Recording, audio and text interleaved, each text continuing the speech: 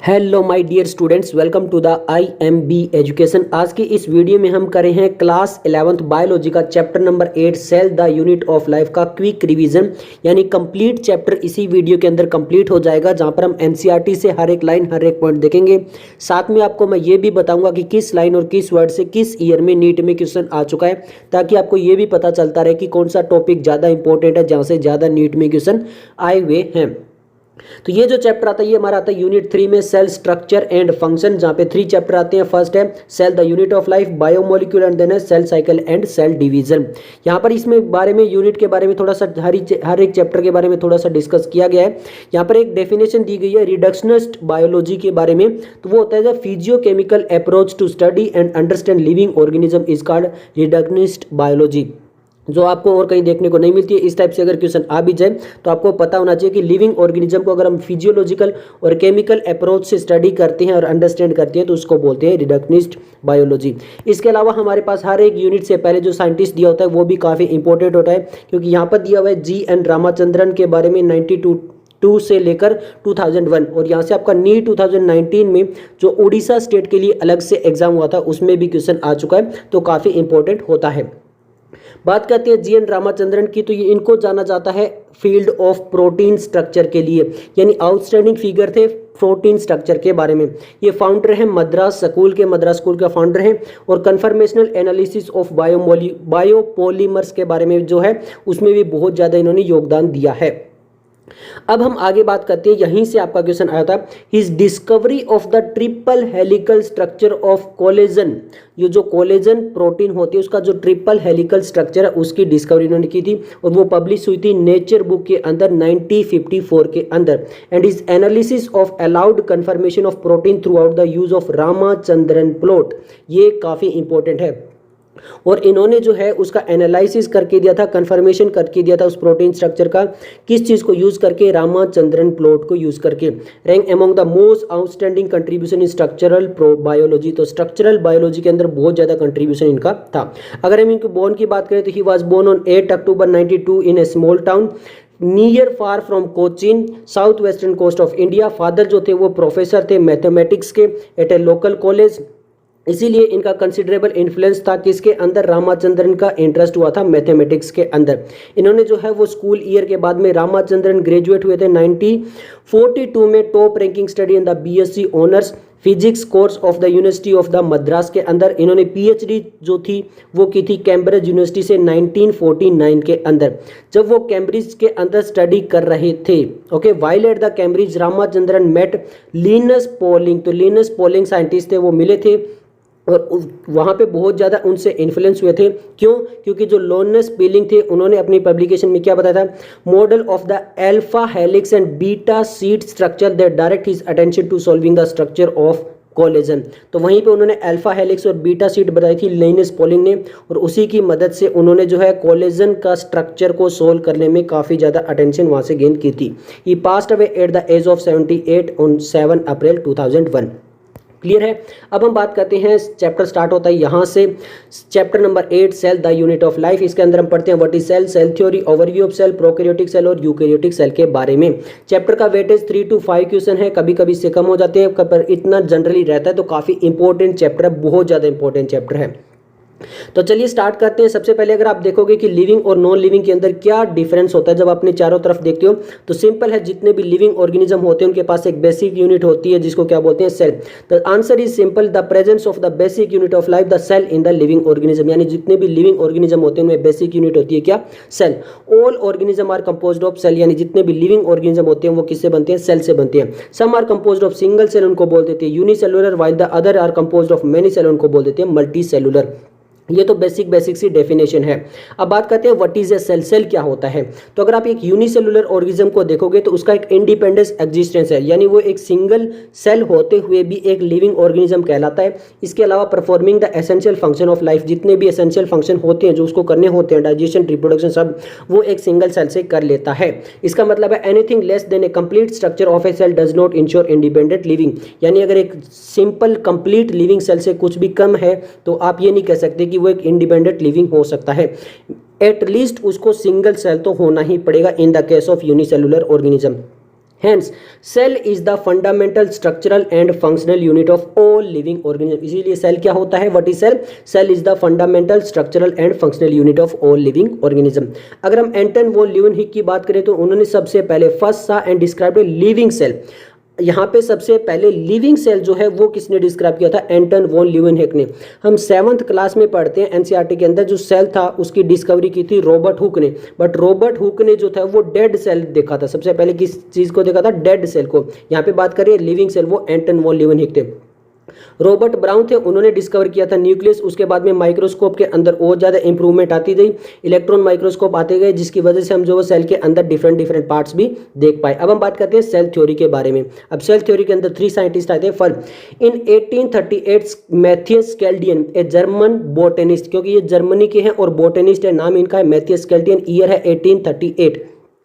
अब बॉटनिस्ट है तो क्या करेंगे? Examine a large number of plants, तो प्लांट्स जो है उनको एग्जामाइन किया and observe that all plants are composed of different kind of cell which form the tissue of the plant. इन्होंने बहुत सारे सेल्स को डिस्कवर किया और उन्होंने ये कहा कि जितने भी प्लांट्स हैं वो किससे बनते हैं? सेल से बनते हैं। At about the same time, उसी टाइम पे लगभग कौन दूसरे साइंटिस्ट कौन आए थे? थियोडर सेकवान। कौन आए थे? थियोडर सेकवान। कब आए थे? 1839 में। वो आए थे 1838 में, ये आए थे 1839 में। ये क्या है? ब्रिटिश जूलॉजिस्ट है, वो बॉटनिस्ट है, ये जूलॉजिस्ट है। तो अगर जूलॉजिस्ट है तो किसको स्टडी करेंगे? Study different type of animal cell and reported cell that a thin outer layer which is today known as the plasma membrane. इन्होंने ये तो बताया ही कि एनिमल सेल से मिलकर बनती है। इन्होंने ये कहा कि एनिमल्स के अंदर जो वो प्लाज्मा मेम्ब्रेन होती है। बट इसके अलावा इन्होंने फिर जो है बॉटनिस्ट होते हुए, जूलॉजिस्ट होते हुए भी प्लांट सेल भी देखा। He also concluded based on the study on the plant tissue, उन्होंने प्लांट टिश्यू भी स्टडी किया that the presence of cell wall is the unique character of the plant cell. तो इन्होंने कहा कि सेल वॉल जो होती है वो प्लांट्स के अंदर मिलती है, जो एनिमल्स के अंदर नहीं मिलती है। On the basis of this, इस बेस पे इन्होंने क्या कह दिया? किन्होंने? थियोडर सेकवान ने। The Sequan proposed the hypothesis that the bodies of the animals and plant are composed of cell and product of cell, यानी जो एनिमल्स और प्लांट्स होते हैं वो सेल और प्रोडक्ट ऑफ सेल से मिलकर बनते हैं। अब ये ऐसा बोल के दोनों स्केल्डियन एंड सेकवान चले गए प्रेस कॉन्फ्रेंस करने। वैसे मजाक में एक स्टोरी टाइप बता रहा हूँ। Schleiden and Schwann together formulated the cell theory. This theory however did not explain to how new cell were formed. तो अब वो प्रेस कॉन्फ्रेंस कर रहे थे, वहाँ पे बता रहे थे कि ऐसा ऐसा होता है। तो यहाँ पर उनसे किन्होंने क्वेश्चन पूछ लिया कि आप बताइए कि न्यू सेल कैसे बनती है। अब उसका आंसर नहीं था। तो वहाँ पर एक साइंटिस्ट आते हैं, वो क्या कहते हैं? रुडोल्फ विर्चो इन 1855। अब ये साइंटिस्ट का क्या नाम है? Rudolf Virchow. और कब आए थे? 1855 में। ओके, और यहाँ से आपका क्वेश्चन आ चुका है 2019 में, नीट 2019 में। ओके, अब इन्होंने उस चीज का जवाब दिया। इन्होंने क्या कहा? First explain that the cell divided and new cell are formed from pre existing cell, that is omnis cellula e cellula. Omnis cellula e cellula का क्या मतलब हुआ? कि जो न्यू सेल्स है वो फॉर्म्ड होते हैं प्री एग्जिस्टिंग सेल से। जो पहले से सेल है वही डिवाइड होकर न्यू सेल्स बनाते हैं। बहुत अच्छी बात बता दी इन्होंने कि नई चीज पुरानी चीज से आई है। सिंपल सी बात ये बता दी और इनका नाम आ गया और यहाँ से क्वेश्चन भी पूछ लिया। इसके बाद में सारा क्रेडिट ये ले जाते हैं। He modified the hypothesis of the Schleiden Schwann to give the cell theory a final shape. और ये मॉडिफाइड कर देते हैं हाइपोथेसिस स्केल्डियन सेकवान की और एक फाइनल शेप देते हैं। सेल थ्योरी क्या मानी जाती है आज के टाइम पे? Cell theory is today understood as all living organism are composed of cell and product of cell, यानी जितने भी लिविंग ऑर्गेनिज्म होते हैं वो सेल और प्रोडक्ट ऑफ सेल से मिलते हैं। और all cell arise from pre existing cell, और जितने भी नए सेल्स हैं वो पुराने सेल से ही डिवाइड होकर बनते हैं। अब हम इन ओवरव्यू ऑफ सेल देखने वाले हैं। ओवरव्यू में हम क्या देखेंगे? सेल, पहले हम बात करेंगे सेल वॉल और सेल मेम्ब्रेन के बारे में, देन हम बात करेंगे न्यूक्लियस के बारे में, देन हम बात करेंगे साइटोप्लाज्म, देन सेल ऑर्गेनल और then cell shape and size वगैरह के बारे में बात करेंगे। तो चलिए स्टार्ट करते हैं। यहाँ पे लिखा हुआ है you have earlier observe the cell in onion and human cheek, यानी ये सिंपल बता रही है प्लांट और एनिमल सेल के बारे में। Let us recollect their structure. The onion cell which is typical a plant cell and a distinct cell wall, यानी ये बताना चाह रहे हैं कि प्लांट के अंदर जो होती है वो सेल वॉल होती है, जो कि हमने अभी सेल थ्योरी में भी बात की थी। Its outer boundary just with in the cell membrane, यानी पहले सेल वॉल होती है देन उसके अंदर सेल मेम्ब्रेन होती है, यही बता रहे हैं। The cell of the human cheek and outer membrane is the delimiting structure of the cell. But कि अगर एनिमल के अंदर बात करें तो वहां पर केवल और केवल सेल मेम्ब्रेन होती है, कोई भी सेल वॉल नहीं होती है। डीलिमिटिंग का मतलब हो गया वही आउटर बाउंड्री होती है। Okay, inside the e cell is a dense membrane bound structure called the nucleus, यानी जो सेल होता है उसके अंदर एक डेंस मेम्ब्रेन बाउंड स्ट्रक्चर होता है जिसको बोलते हैं nucleus. The nucleus contain the chromosome which in turn contain the genetic material that is DNA. तो न्यूक्लियस के अंदर होते हैं क्रोमोसोम और क्रोमोसोम के पास होते हैं जेनेटिक मटेरियल जिनको बोलते हैं DNA. Cell that have membrane bound nucleus are called eukaryotic, cell that lack a membrane bound nucleus are called prokaryotic. और यहां से आपका AIPMT 2010 और नीट 2015 में क्वेश्चन आ चुका है। सिंपल सिंपल समझिए, वो न्यूक्लियस जिसके बाहर मेम्ब्रेन है, अब देखिए सेल के बाहर तो मेम्ब्रेन है ही है, बट वो न्यूक्लियस जिसके बाहर मेम्ब्रेन है उसको बोलती है यूकैरियोटिक, और जिसके ले के मेम्ब्रेन है यानी जिस न्यूक्लियस के बाहर मेम्ब्रेन नहीं है उसको बोलते हैं प्रोकैरियोटिक। बट यहाँ पर जो चाहे यूकैरियोटिक हो चाहे प्रोकैरियोटिक हो, इनमें सेल मेम्ब्रेन तो होती है, बट न्यूक्लियर मेम्ब्रेन जो होती है वो यूकैरियोटिक में होती है और प्रोकैरियोटिक में नहीं होती है। ओके, प्रोकैरियोटिक और यूकैरियोटिक के पास एक सेमी फ्लूइड मैट्रिक्स होता है जिसको बोलते हैं साइटोप्लाज्म, यानी प्रोकैरियोटिक और यूकैरियोटिक के अंदर दोनों के अंदर साइटोप्लाज्म जो वो जरूर मिलेगा। Occupies the volume of the cell, जो वॉल्यूम होती है उसको ऑक्यूपाइज करता है। Cytoplasm is the main arena of cellular activity in both and plant and animal cell, यानी ये मेन एरिना होता है, जितनी भी सेलुलर एक्टिविटी होती है सबसे ज्यादा जो होती है वो साइटोप्लाज्म में होती है। Various chemical reaction occur in it to keep the living cell state, यानी सेल के अंदर बहुत सारी केमिकल रिएक्शन भी होती है साइटोप्लाज्म के अंदर, जिसकी वजह से सेल जो होता है वो लिविंग स्टेट के अंदर रहता है। कंप्लीट है यहाँ पे आपका पहले ही बता चुका हूँ, AIPMT 2010 और नीट 2015 में आ चुका है।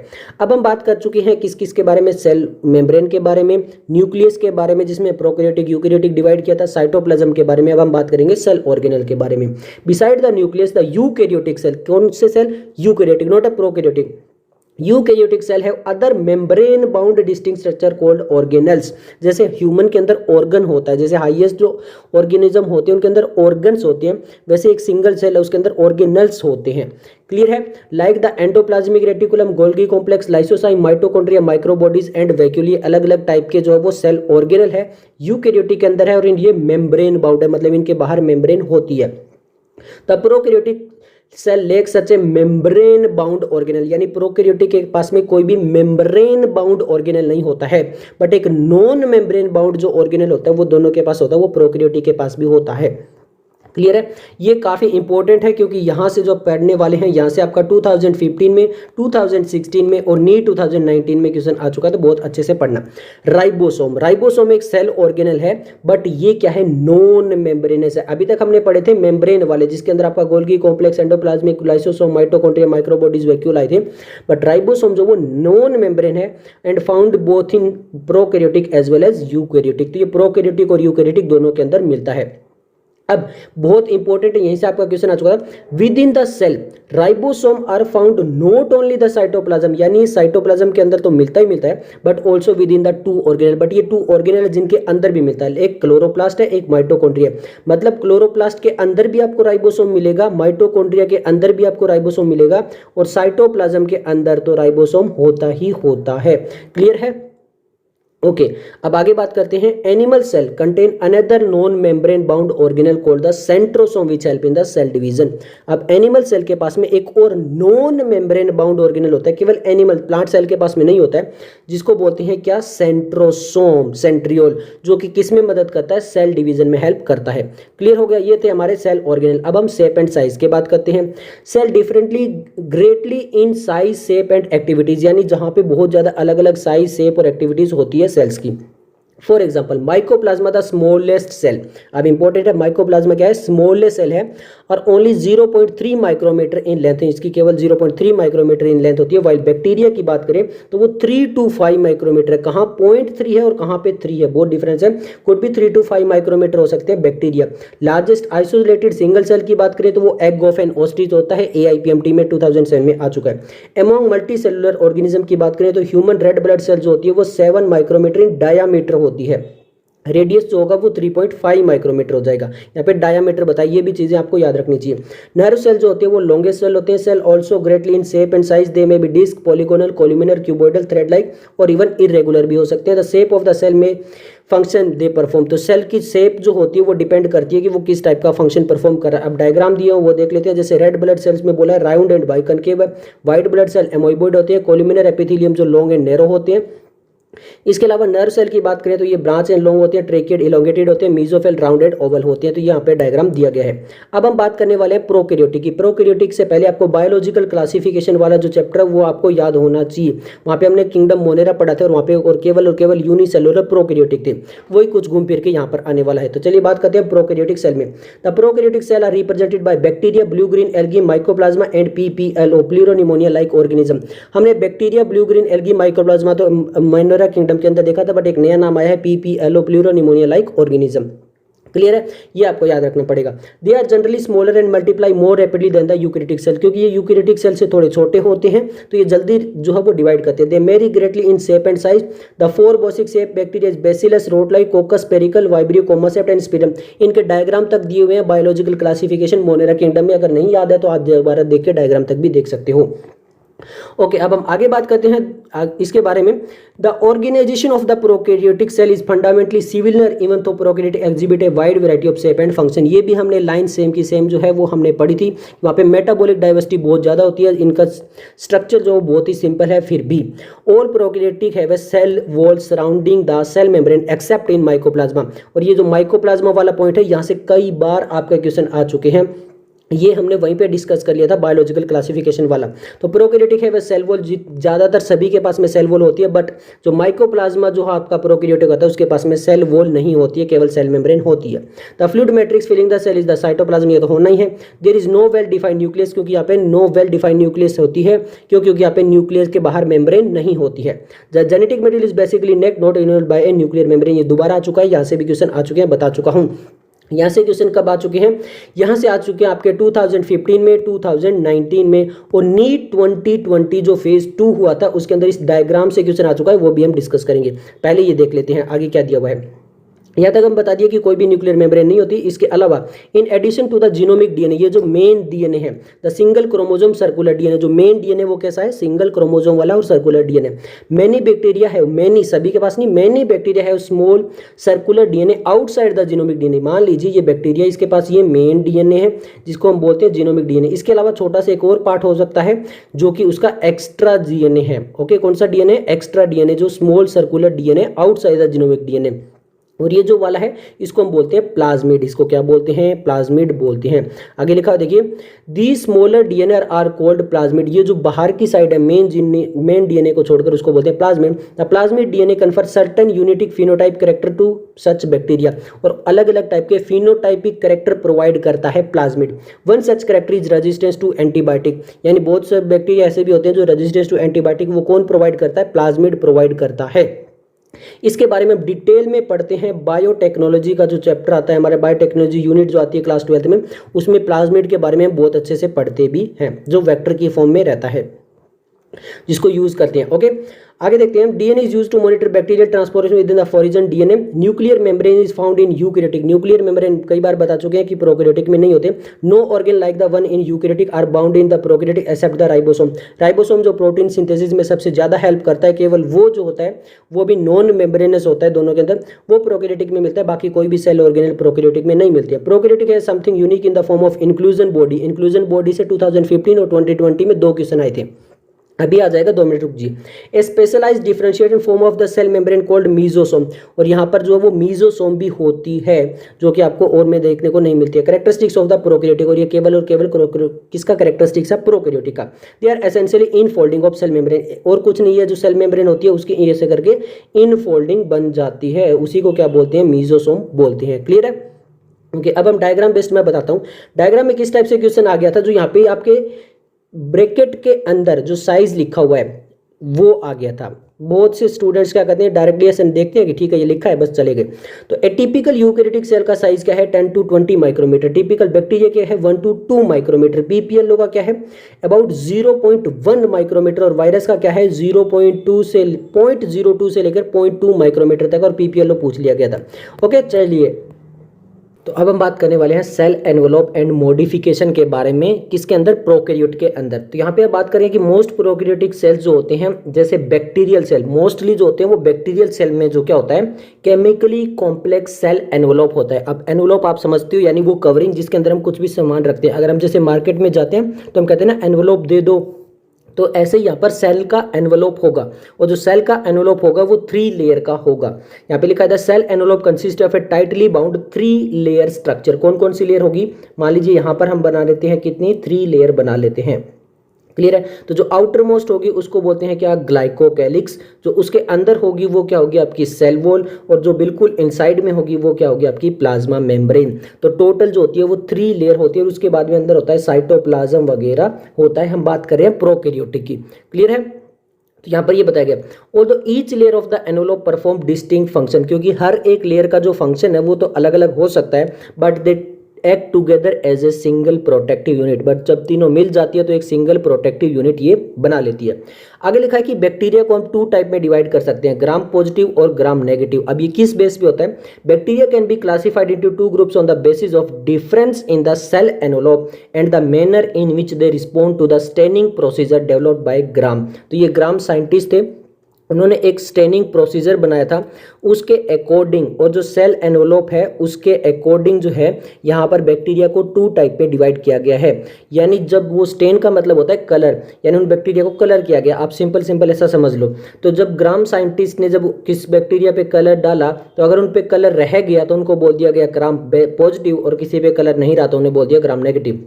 लिखा है those they take up the gram stain, यानी जिनके पास ग्राम स्टेन रह गया उनको बोल दिया gram positive, and other they do not called are gram negative bacteria, इनको बोल दिया गया। क्लियर है? अब हमने जो सेल एनवलप की 3 लेयर बात की थी उनके बारे में एक एक करके पढ़ेंगे। आउटर मोस्ट हमारी ग्लाइकोकेलिक्स थी, उसके बाद बात करते हैं ग्लाइकोकेलिक्स डिफर इन कंपोजिशन, यानी जो है इसका कंपोजिशन जो होता है वो थोड़ा सा डिफर होता है, and thickness among different bacteria, यानी अलग अलग बैक्टीरिया में अलग अलग थिकनेस और अलग अलग कंपोजिशन हो सकती है। अब यहाँ पे 2 टाइप का ग्लाइकोकेलिक्स दिया है, एक स्लाइम लेयर दिया है, एक कैप्सूल दिया है। It could be a loose sheath called the slime layer, अगर ये लूज शीथ टाइप है तो इसको बोल दिया slime layer. In some while in other it may be thick and tough है अगर, तो उसको बोल दिया गया कैप्सूल। क्लियर है? जो ग्लाइकोकेलिक्स होता है वो स्टिकी सरफेस भी प्रोवाइड करता है जो एडेसिव के अंदर मदद करते हैं। यहाँ से आपका 2017 में भी क्वेश्चन आ चुका है। तो ग्लाइकोकेलिक्स जो होता है वो क्या प्रोवाइड करता है? स्टिकी सरफेस जो है वो प्रोवाइड करता है, किस लिए? फॉर एडहेसिव वर्क के लिए। क्लियर है? इसके अलावा जो आपका कैप्सूल और ये जो स्लाइम लेयर लिखा है यहाँ से भी आपका 2013 में क्वेश्चन आ चुका है। अब हम नेक्स्ट हमारा जो पार्ट था वो कौन सा था? Cell wall. तो सेल वॉल क्या कहता है? The cell wall determine the shape of the cell. तो ये सेल जो है उसकी शेप को डिटरमाइन करता है। Provide a strong structural support to prevent the bacteria from bursting और कोलेप्सिंग। तो बैक्टीरिया को बर्स्ट और कोलेप्स होने के लिए कौन सा प्रिवेंट करता है? सेल वॉल जो होता है वो प्रिवेंट करता है। अब बिल्कुल इनर मोस्ट की बात करते हैं, वो है हमारी plasma membrane. The plasma membrane is selectively permeable in nature and interact with the outside world. ये सेलेक्टिवली परमिएबल होती है। This membrane is similarly structure to that of the eukaryotic, और इसका जो स्ट्रक्चर होता है वो जैसा यूकैरियोटिक का होता है वैसा ही लगभग प्रोकैरियोटिक का होता है प्लाज्मा मेम्ब्रेन का। अब हमने बात की थी कि यहाँ पे जो वो होते हैं वो कुछ इनफोल्डिंग होते हैं। यहाँ पे लिखा है they are essentially infolding of cell membrane characteristics. तो यहाँ पर वही हम बात करने वाले हैं। लिखा देखिए a specialized membrane structure is the mesosome. अब ये क्या होता है? Mesosome which is formed by the extension of plasma membrane into the cell. These extension are in the form of vesicle, tubule या फिर लेमिला। ये वेसिकल की form में भी हो सकते हैं इस टाइप से, और ट्यूबिल की फॉर्म में भी हो सकते हैं, और लेमिला एक लेयर की तरह इस टाइप में भी हो सकते हैं। तो ये इस टाइप में जो वो मीजोसोम अलग अलग टाइप में हो सकती है। ये एक्चुअल में होती क्या, जो प्लाज्मा मेम्ब्रेन होती है वही ऐसे एक्सटेंड करके ऐसे अंदर की साइड में और इस टाइप के जो स्ट्रक्चर बना लेती है उसको बोलते हैं मीजोसोम। अब ये हेल्प क्या करते हैं? बहुत इंपॉर्टेंट, यहाँ से 2014 में क्वेश्चन आ चुका है। They are help in the cell wall formation. जो सेल वॉल होती है उसके फॉर्मेशन में कौन मदद करता है? मीजोसोम। इसके अलावा DNA replication distribution to the daughter cell, यानी डीएनए को रेप्लिकेट करना, उसको डिस्ट्रीब्यूट करना। They are also in respiration. तो रेस्पिरेशन में जैसे माइटोकॉन्ड्रिया होता है, माइटोकॉन्ड्रिया यूकैरियोटिक के अंदर, तो यहाँ पे तो कुछ होता नहीं है, तो वो मदद कौन करता है? यहाँ पे ये मीजोसोम मदद करती है, और सीक्रेशन प्रोसेस के अंदर भी मदद करती है। इसके अलावा to increase the surface area of the plasma membrane and enzymatic content. तो यहाँ पर सरफेस एरिया जो होता है प्लाज्मा मेम्ब्रेन उसको भी इंक्रीज कर देता है। In some prokaryotic like cyanobacteria, जो साइनोबैक्टीरिया होते हैं, यहाँ पे एग्जांपल दिया है। There are some membrane extension into the cytoplasm called chromatophore which contain pigment. और कुछ ऐसे एक्सटेंशन भी होते हैं प्लाज्मा मेम्ब्रेन के जहां पर जिनको हम क्रोमेटोफोर भी बोलते हैं, जिनके पास पिगमेंट होते हैं। यहाँ पे एग्जांपल ये साइनोबैक्टीरिया का। ओके, अब हम आगे बात करेंगे कि क्या ये मोटाइल होते हैं या फिर नॉन मोटाइल होते हैं, और इनके पास और क्या क्या स्ट्रक्चर होते हैं सरफेस के ऊपर। बैक्टीरिया सेल में भी मोटाइल और नॉन मोटाइल। अगर मोटाइल है, if motile, they have filamentous extension from their cell wall called flagella. अगर मोटाइल है बैक्टीरिया तो उसके पास होगा 100% क्या? Flagella. Bacteria show a range in number and arrangement of flagella, यानी फ्लैजिला के अलग अलग नंबर हो सकते हैं, किसी में केवल 1 हो सकता है, किसी में 2 हो सकते हैं, किसी में 3 हो सकती है, और किसी में कंप्लीट सरफेस पे ऐसे बहुत सारे भी फ्लैजिला हो सकते हैं। क्लियर है? अब फ्लैजिला के पास भी 3 पार्ट्स होते हैं। मान लीजिए बैक्टीरिया है तो यहाँ पर जो होंगे वो कितने पार्ट होंगे? 3 पार्ट होंगे।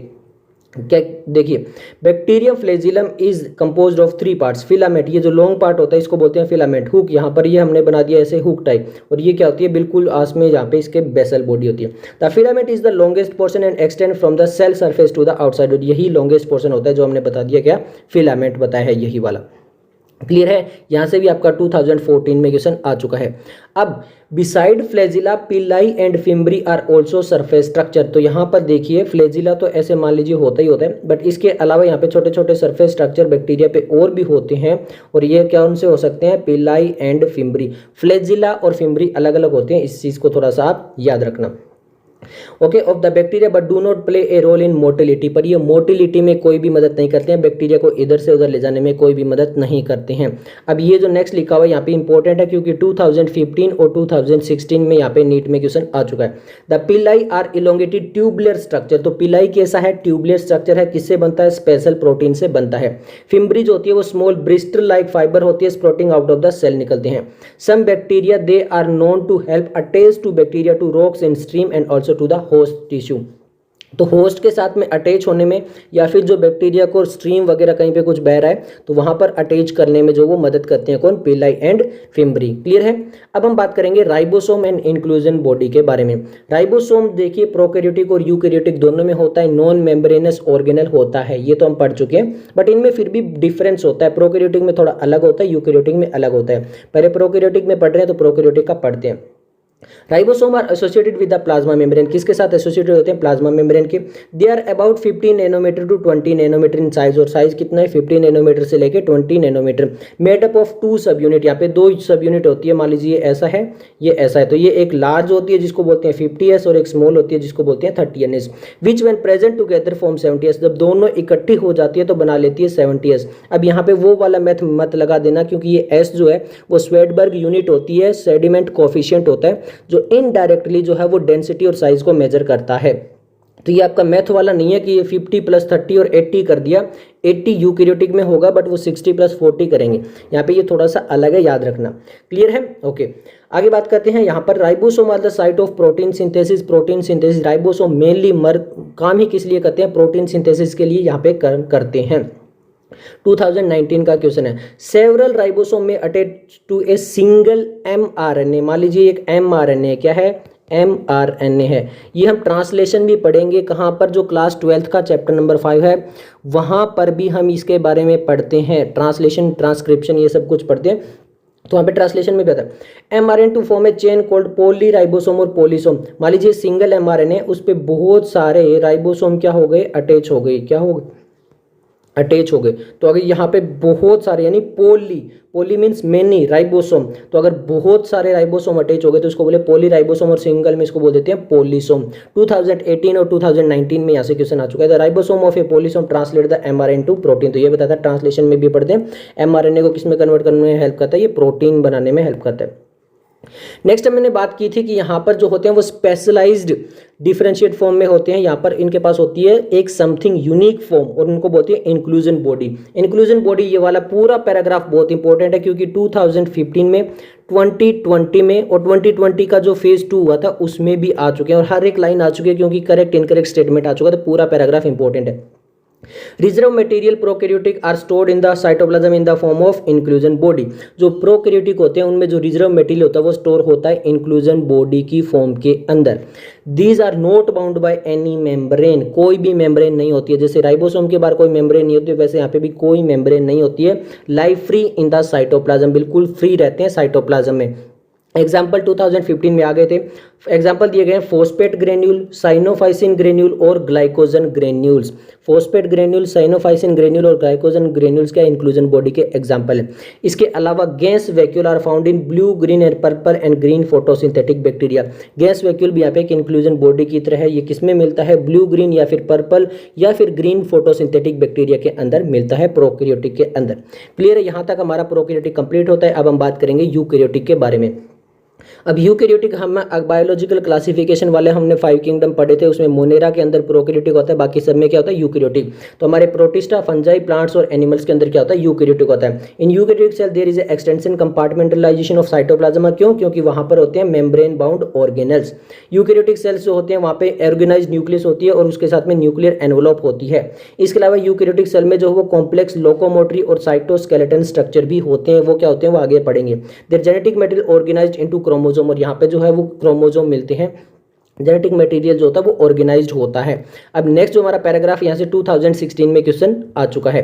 Okay, all eukaryotic cell are not identical. जैसे प्लांट एंड एनिमल सेल की बात करें तो जो प्लांट सेल होते हैं वहाँ पे सेल वॉल होती है, प्लास्टिड होता है और एक लार्ज सेंट्रल वैक्यूल होता है जो कि एनिमल सेल के अंदर नहीं होता है। वहीं पर अगर हम एनिमल सेल की बात करें तो वहाँ पे सेंट्रियोल होते हैं जो सेल डिवीजन में मदद करते हैं, वो आपके प्लांट सेल के पास नहीं होते हैं। क्लियर है? अब यहाँ पे प्लांट और एनिमल सेल वाले डायग्राम दिए हुए हैं, बाकी सारी चीज़ें लगभग सेम होती है। आपको पता है कि वहाँ पे वैक्यूल नहीं होता, मिडल लेमिला जो होता है वो सेल वॉल का पार्ट होता है, हम आगे पढ़ेंगे। इसके अलावा यहाँ पे सेल वॉल नहीं होता है। क्लियर है? यहाँ पे क्या नहीं होता है, सेल वॉल भी यहाँ पे नहीं होता है। तो ये सारी चीज़ें यहाँ पे नहीं होती है। इसके अलावा यहाँ पे एनिमल सेल के अंदर देखोगे तो आपको यहाँ पे माइक्रोविलाई दिखाई गई है, माइक्रोविलाई वगैरह जो है वो वहाँ पे प्लांट सेल में नहीं दिखाई गई है। बाकी डायग्राम आप देख सकते हो। हम बात करते हैं सेल मेम्ब्रेन के बारे में। तो सेल मेम्ब्रेन की जो एक्चुअल डिटेल स्टडी थी वो कब हुई? स्टडीज इलेक्ट्रॉन माइक्रोस्कोप के आने के बाद, और वो कब आया? 1950s में।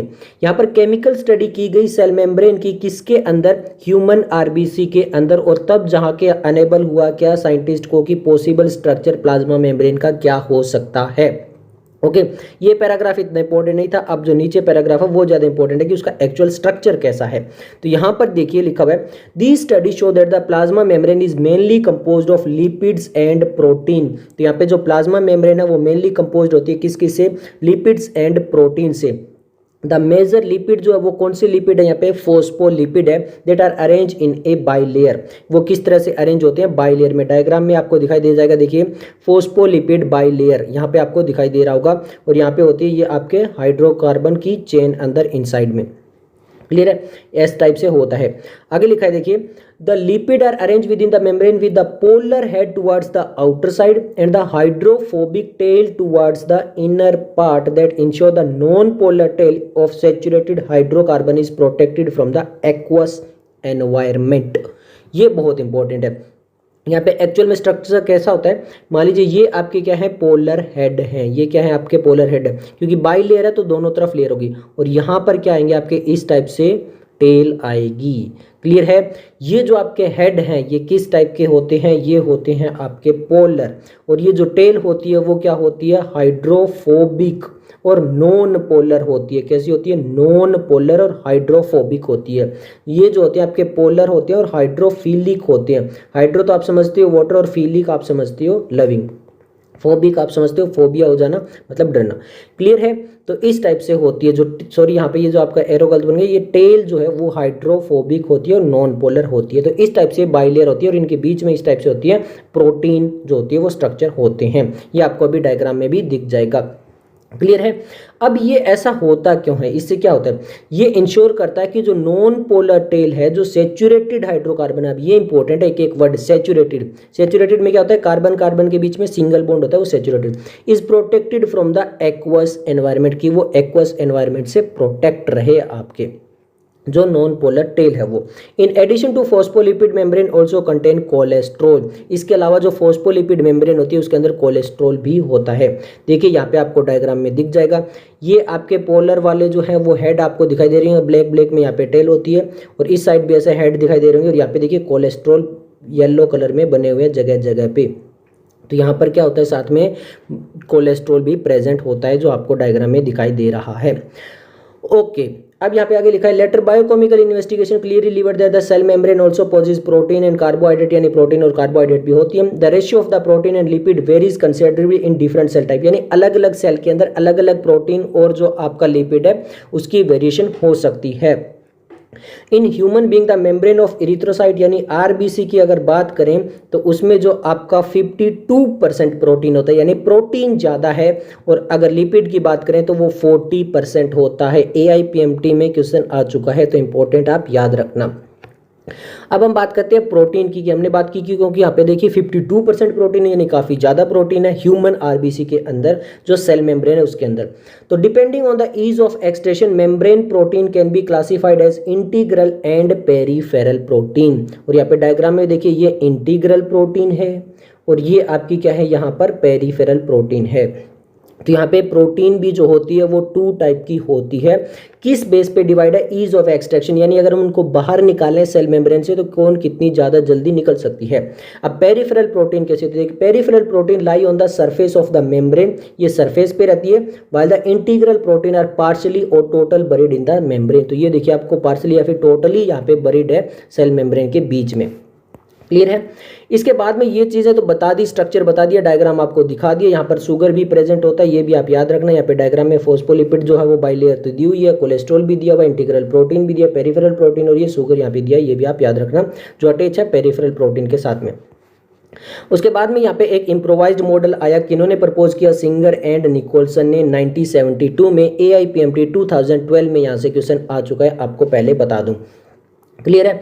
इसको जो है सिंगल है निकोलसन मॉडल भी बोला जाता है और वाइडली इसको एक्सेप्ट किया गया फ्लूइड मोजेक मॉडल में। अब इसके अकॉर्डिंग क्या बात करते थे कि the quasi fluid nature of lipids, जो लिपिड्स है उनका फ्लूइडिक नेचर होता है, enables the lateral movement of protein, इसकी वजह से जो प्रोटीन की मूवमेंट है वो लेटरल हो सकती है with in the overall bilayer. This ability to move with in the membrane is measured as its fluidity, और ये कहा गया इसकी वजह से यहाँ पे मेम्ब्रेन के अंदर फ्लूइडिटी है वो इंपॉर्टेंट भी है। क्यों? The fluid nature of the membrane is also important from the point of view of function like cell growth. अगर सेल ग्रोथ हो रहा है तो फ्लूइडिटी होनी चाहिए, इंटरसेलुलर जंक्शन बनाने हैं, सिक्रेशन करना है, एंडोसाइटोसिस करना है, सेल डिवीजन वगैरह करना है, तो वहाँ पे जो है वो फ्लूइडिटी नेचर की होनी चाहिए सेल मेम्ब्रेन की, क्योंकि एनिमल्स के अंदर तो होती ही सेल मेम्ब्रेन है, वहाँ पे सेल वॉल नहीं होती है, प्लांट्स के अंदर तो फिर भी सेल वॉल होती है। अब one of the most important function of the plasma membrane, plasma membrane का फंक्शन क्या है, is the transport of molecule across it, यानी जो मॉलिक्यूल है उसको अंदर सेल के अंदर लेके जाना साइटोप्लाज्म की और वहां से बाहर निकालना। द मेम्ब्रेन इज कैसी है, ये सेलेक्टिवली परमिएबल है। At some molecule present on the either side of it, many molecule can move briefly across the membrane without any requirement of energy of this is called the passive transport। अब यहाँ पे जो transport हो रहा है, क्योंकि molecule को transport करिए तो वो 2 टाइप्स होता है, एक पैसिव होता है और एक एक्टिव होता है। पैसिव के अंदर कोई भी एनर्जी की रिक्वायरमेंट नहीं होती है, जबकि एक्टिव के अंदर आपकी एनर्जी डिपेंडेंट प्रोसेस होते हैं, यानी यहाँ पे ATP का सिंथेसाइज होता है, यानी यूटिलाइज होता है, सिंथेसाइज नहीं सॉरी यूटिलाइज होता है, क्योंकि एनर्जी यहाँ पे कंज्यूम होती है। क्लियर है। तो अब पैसिव ट्रांसपोर्ट किसका होता है, neutral solute may move across the membrane by the process of simple diffusion along the concentration gradient. Along the concentration gradient और across the concentration gradient, against the concentration gradient क्या क्या चीज होती है।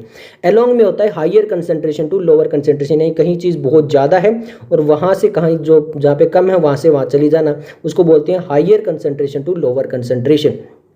तो ये होता है सिंपल डिफ्यूजन की डेफिनेशन भी हम ये पढ़ते हैं। Movement of water of diffusion क्या बोलते हैं, ऑस्मोसिस बोलते हैं। As the polar molecule can not pass through the non polar lipid bilayer. हमने देखा था कि वहाँ पे हेड जो होते हैं वो तो पोलर होते हैं, बट टेल जो होती है वो कंप्लीटली नॉन पोलर होती है, तो उस वजह से पोलर मॉलिक्यूल जो वो कंप्लीटली पास नहीं हो सकते। They require a carrier protein, और उनको क्या किस चीज़ की रिक्वायरमेंट है, कैरियर प्रोटीन की, of the facilitate that the transport across the membrane. अब इनडायरेक्टली यहाँ पे फैसिलिटेटेड ट्रांसपोर्ट की बात की गई है, जो हम प्लांट फिजियोलॉजी के अंदर डिटेल में पढ़ते भी हैं।